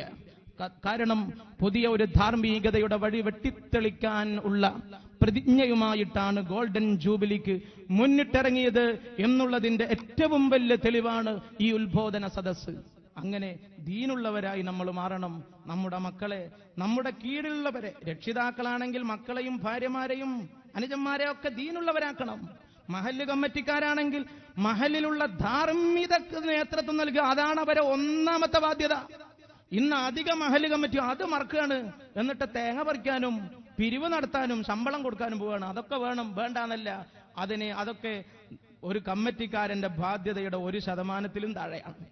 ഏറ്റവും പ്രധാനമായ ബാധ്യത മഹല്ലിൽ ധാർമ്മികമായ സംസ്കാരം നിലനിർത്താൻ പരമാവധി പരിശ്രമിക്കുക. കമ്മിറ്റിക്കാർ വിചാരിച്ചാൽ അത് നടക്കും. നാട്ടുകാര് നല്ല മനസ്സുള്ളവരും ആദർശ തൽപരരുമാണ് എന്ന് തന്നെയാണ് നമ്മുടെയൊക്കെ വിശ്വാസം. അള്ളാഹു അങ്ങനെ തന്നെ ആക്കട്ടെ, അള്ളാഹു അങ്ങനെ തന്നെ ആക്കട്ടെ. മഹാനായ സയ്യിദ് ഉമർ അലി ശിഹാബ് തങ്ങൾ, അള്ളാഹു അദ്ദേഹത്തിന്റെ ഖബറിടം സ്വർഗമാക്കി കൊടുക്കട്ടെ. ആ നട്ടലുള്ള ആ മഹാനുഭാവൻ പ്രതിസന്ധി ഘട്ടത്തിൽ നിറജ്യോതിയായിട്ട് നമുക്ക് മുന്നിൽ നിന്നില്ലേ മുഅ്മിനീങ്ങളെ? സ്കൂൾ സമയം മാറ്റിയിട്ട് മദ്രസാ പ്രസ്ഥാനത്തെ തകർക്കാനുള്ള ഹീനശ്രമം നടന്നപ്പോ പാണക്കാട് സയ്യിദ് ഉമർ അലി ശിഹാബ് തങ്ങൾ ഒരു 3-4 മാസം മുമ്പ് ഒരു പ്രഖ്യാപനം നടത്തിയത് ഓർമ്മയില്ലേ? സമരസജ്ജരാവുക മുസ്ലിമേ. ആ പ്രഖ്യാപനം മുസ്ലിം ജനത, കേരള മുസ്ലിം ജനത നെഞ്ചിലേറ്റി ഉണർന്നെഴുന്നേറ്റപ്പോൾ ഗവൺമെന്റ് ആ പ്രതിഷേധ കൊടുങ്കാറ്റിന് മുന്നിൽ മുട്ടുമടക്കി. ഇല്ലേ? അങ്ങനെയുള്ള ത്രാണിയുള്ള നേതൃത്വമാണ് നമുക്ക് നഷ്ടപ്പെട്ടത്. മുഖത്ത് നൈർമല്യതയുടെ കാരുണ്യത്തിന്റെ ദീപ്തിയാണെങ്കിലും പെരുമാറ്റത്തിലും ആദർശത്തിലും തീരുമാനത്തിലും ഒരു കൊടുങ്കാറ്റായിരുന്നു മഹാനായ തങ്ങൾ. ആധ്യാത്മികതയുടെ പർണശാലകളിൽ ഈമാനിന്റെയും ഇബാദത്തിന്റെയും താമരമുത്തുകൾ വിരിയിച്ച ആ മഹാനുഭാവൻ നമ്മോട് ഇവിടെ പറഞ്ഞുപോയി. ഒരു ജാടയുള്ള ആളായിരുന്നില്ല. ഒരു പേര്, ഉമർ എന്ന പേര് അന്വർത്ഥമാക്കും പോലെ സമുദായത്തിന് വേണ്ടി സ്നേഹത്തോടെ നിലകൊണ്ടു എന്ന് നമ്മൾ മനസ്സിലാക്കണം. എത്രത്തോളം ചിന്തിച്ചു നോക്ക്. തങ്ങൾ സ്വന്തം ചെലവിൽ പോറ്റി വളർത്തുന്ന എത്രയോ കുടുംബങ്ങൾ കേരളത്തിലുണ്ട്. ഇതൊരു പത്രത്തിലുണ്ടാവില്ല, ഇതൊരു TV ന്യൂസിലുണ്ടാവില്ല, ഇതൊരു വീഡിയോ ക്ലിപ്പിലെടുത്തിട്ട് ഞങ്ങളെ നേതാവ് വലിയ മഹാനാണ് ജാട നടത്തേണ്ട ആവശ്യമൊന്നുമില്ല. ഇന്ന് ഒരുപക്ഷെ നിങ്ങളൊക്കെ അറിയണത് ഞാനിത് പറഞ്ഞത് കൊണ്ടായിരിക്കും. മഹാനവറുകൾ നിര്യാതനായപ്പോഴാണ് ഈ വാർത്ത ലോകമറിഞ്ഞത്. എത്ര കുടുംബക്കാർ സ്വന്തം ചെലവിൽ. മാത്രമല്ല, ജ്വല്ലറി ഉദ്ഘാടനത്തിന് ചെന്നാൽ പാരിതോഷികം പൊന്നാ കിട്ടുക. കൊണ്ടുവന്നിട്ട് എന്ത് ചെയ്യും? തന്റെ പ്രിയങ്കരിയായ ഭാര്യയുടെ മണിമാരിൽ അണിയുകയാണോ? അല്ല. മകൾക്ക് കൊടുക്കുകയാണോ? അല്ല. അലമാരയിൽ വെക്കുകയാണ്. എന്തിന്? തങ്ങളുടെ അടുത്ത് ചെല്ലുന്ന പാവപ്പെട്ട ആൾക്കാർ തങ്ങളെ, മോളെ കല്യാണാണ്, ഒരു വകയില്ല, ദുആ ചെയ്യണം, ആശീർവാദം വേണമെന്ന് പറഞ്ഞ് ആ പാണക്കാട് കൊണപ്പഴക്കലെ ആത്മീയതയുടെ ജ്യോതിസായ മഹാന്മാരുടെ ആ മുറ്റത്ത് ചെന്ന് പാവങ്ങള് ദുആ ചെയ്യാനും ആശീർവാദത്തിനും ചെല്ലുമ്പോ ഉമറിൽ തങ്ങൾ അതാ അകത്തു ചെല്ലുന്നു. പുഞ്ചിരിയോടെ കടന്നു വരുന്നു ഒരു പെട്ടി, സ്വർണ്ണപ്പെട്ടി. ഇന്നലെ ജ്വല്ലറി ഉദ്ഘാടനം ചെയ്തപ്പോ കിട്ടിയ 5 പവന്റെ സ്വർണ്ണമെടുത്തിട്ട് കണ്ണുനീരോടെ ദുആക്ക് വസീത്ത് ചെയ്ത ഉപ്പാടെ കൈ കൊടുത്തിട്ട് പറയുന്നു, ഇതാ നിന്റെ മോക്ക്, നിങ്ങളുടെ മകൾക്ക് എന്റെ വക. ഇതാണ് നമുക്ക് നഷ്ടമായത്. ഇതുപോലൊരു മഹാനിന് വരുമോ? അള്ളാഹു മഗ്ഫിറത്ത് നൽകട്ടെ, അള്ളാഹു സ്വർഗം കൊടുക്കട്ടെ, അള്ളാഹു പകരക്കാരനെ തരട്ടെ. എന്തിനു മുന്നിലും ഊർജ്ജസ്വലതയോടെ നിലകൊള്ളാൻ. വഖഫ് ബോർഡ് ചെയർമാനാണ്. ഗവൺമെന്റിന്റെ ഔദ്യോഗിക വാഹനം, കൊടി ഉയർത്തിയിട്ട് ബോർഡ് വെച്ച വാഹനമുണ്ട്. ഇന്ന് വരെ നമ്മുടെ റോട്ടിൽ നമ്മളത് കണ്ടിട്ടുണ്ടോ? തങ്ങളെ മുറ്റത്താ ഉണ്ടായിരുന്നത്. എല്ലാ സ്വകാര്യ ആവശ്യത്തിനും സ്വന്തം വണ്ടിയാ. ആ വണ്ടി ആകെ ഉപയോഗിച്ചിരുന്നത് വഖഫ് ബോർഡിന്റെ ആവശ്യത്തിന് വേണ്ടി പോകുമ്പോൾ മാത്രം. ഇതാണ് പൊതുപ്രവർത്തകൻ. ഇതാണ് പൊതുപ്രവർത്തകൻ. പൊതുപ്രവർത്തനത്തിൽ പോലും സൂക്ഷ്മത പുലർത്തി ജീവിച്ച മഹാൻ. നമ്മൾ അറിഞ്ഞോ ഈ പാഠം? നമ്മൾ അറിഞ്ഞോ ഈ സുന്ദരമായ മാതൃക? അതുകൊണ്ട് മുഅ്മിനീങ്ങളെ, അതുപോലെയുള്ള മഹാന്മാരൊക്കെ നമുക്ക് നഷ്ടമാവുകയാണ്. നല്ല നല്ല ആൾക്കാർ മരിച്ചിട്ട് നബി തിരുമേനി സല്ലല്ലാഹു അലൈഹി വസല്ലം പറയാണ്, ലാ യുബാലിഹിമുല്ലാഹു ബാലാ. ചപ്പ് ചവറുകൾ മാത്രം ബാക്കിയാകുമ്പോ ഭൂമികുലുക്കം, ഇടിമുഴക്കം, മർദ്ദനങ്ങൾ, കൊലവിളികൾ, കലാപകലുഷിതമായ അന്തരീക്ഷങ്ങൾ എല്ലാം ഉണ്ടാകും എന്ന് പുണ്യ നബി മുഹമ്മദ് മുസ്തഫ സല്ലല്ലാഹു അലൈഹി വസല്ലം നമ്മളെ പഠിപ്പിച്ചിട്ടുണ്ട്. അതുകൊണ്ട് പ്രവാചക ശൃംഖലയിലെ ആ ഉജ്ജ്വലനായ കണ്ണിയോടൊപ്പം അള്ളാഹു നമ്മെ സ്വർഗത്തിലെത്തട്ടെ. ആ പാണക്കാട് കൊടപ്പനക്കൽ തറവാട്ടിന്റെ തണലിൽ ഈമാനോടെ ജീവിക്കാൻ അള്ളാഹു നമ്മെ എന്നും അനുഗ്രഹിക്കട്ടെ. അതുകൊണ്ട് ആദർശത്തിന്റെ വഴിയിൽ ജീവിതത്തെ ധന്യമാക്കാൻ നമ്മളെല്ലാവരെയും അള്ളാഹു അനുഗ്രഹിക്കട്ടെ. വളരെ വിനയത്തോടെ എനിക്ക്, എന്നെ ക്ഷമിച്ച നിങ്ങളോട് വളരെ വിനയത്തോടെ എനിക്ക് പറയാനുള്ളത്, നിങ്ങളെ ദുആകളിൽ ഈ വിനീതനെ ഉൾപ്പെടുത്തണം എന്നാണ്. അല്ലാതെ പിന്നെ ഞാൻ പറഞ്ഞ കാര്യം പലർക്കും കൊണ്ടിട്ടുണ്ടാവും. കൊള്ളാൻ തന്നെയാണ് പറഞ്ഞത്, അതിനു വേണ്ടി തന്നെ മനഃപൂർവ്വം പറഞ്ഞതാണ്, ആവേശത്തിൽ എന്തെങ്കിലും ഡയലോഗ് അടിച്ചതല്ല. വളരെ ചിന്തിച്ചുകൊണ്ട് തന്നെയാണ് ഞാൻ ആ പറഞ്ഞത് മുഴുവൻ. നമ്മിൽ ഒരാൾക്കെങ്കിലും മാറ്റമുണ്ടായാൽ എൻ്റെ ഈ ഒച്ചയും എൻ്റെ ഈ സമയവും എൻ്റെ ഈ ആരോഗ്യവും വളരെ ഉപകാരത്തിലായി, സഫലമായി, അല്ലെങ്കിൽ എല്ലാം വിഫലമായി. അള്ളാഹു നമ്മുടെ ജീവിതത്തിലും നമ്മുടെ സംസ്കാരത്തിലും ഈമാനിന്റെ വഴി തുറക്കുന്ന ഒരു ശുഭമുഹൂർത്തമാക്കിയിട്ട് ഈ ഗോൾഡൻ ജൂബിലിയുടെ ഉദ്ഘാടന വേളയും അനുബന്ധ കാര്യങ്ങളും മാറ്റട്ടെ. ആമീൻ. ഇതിന് നേതൃത്വം നൽകുന്ന കമ്മിറ്റി ഭാരവാഹികൾക്ക് അള്ളാഹു ദീർഘായുസ് കൊടുക്കട്ടെ. ഇതിന് മുന്നണിയിൽ പ്രവർത്തിച്ച പരേതാത്മാക്കളായ ഒരുപാട് ഭാരവാഹികൾ, അവരുടെയൊക്കെ കബറിടം അള്ളാഹു സ്വർഗമാക്കി കൊടുക്കട്ടെ. നമ്മെ എല്ലാവരെയും ലാ ഇലാഹ ഇല്ലല്ലാഹ് എന്ന് ചൊല്ലി സ്വർഗം കണ്ടു മരിക്കാൻ അള്ളാഹു തൗഫീക്ക് നൽകട്ടെ എന്ന് വളരെ വിനയപുരസ്സരം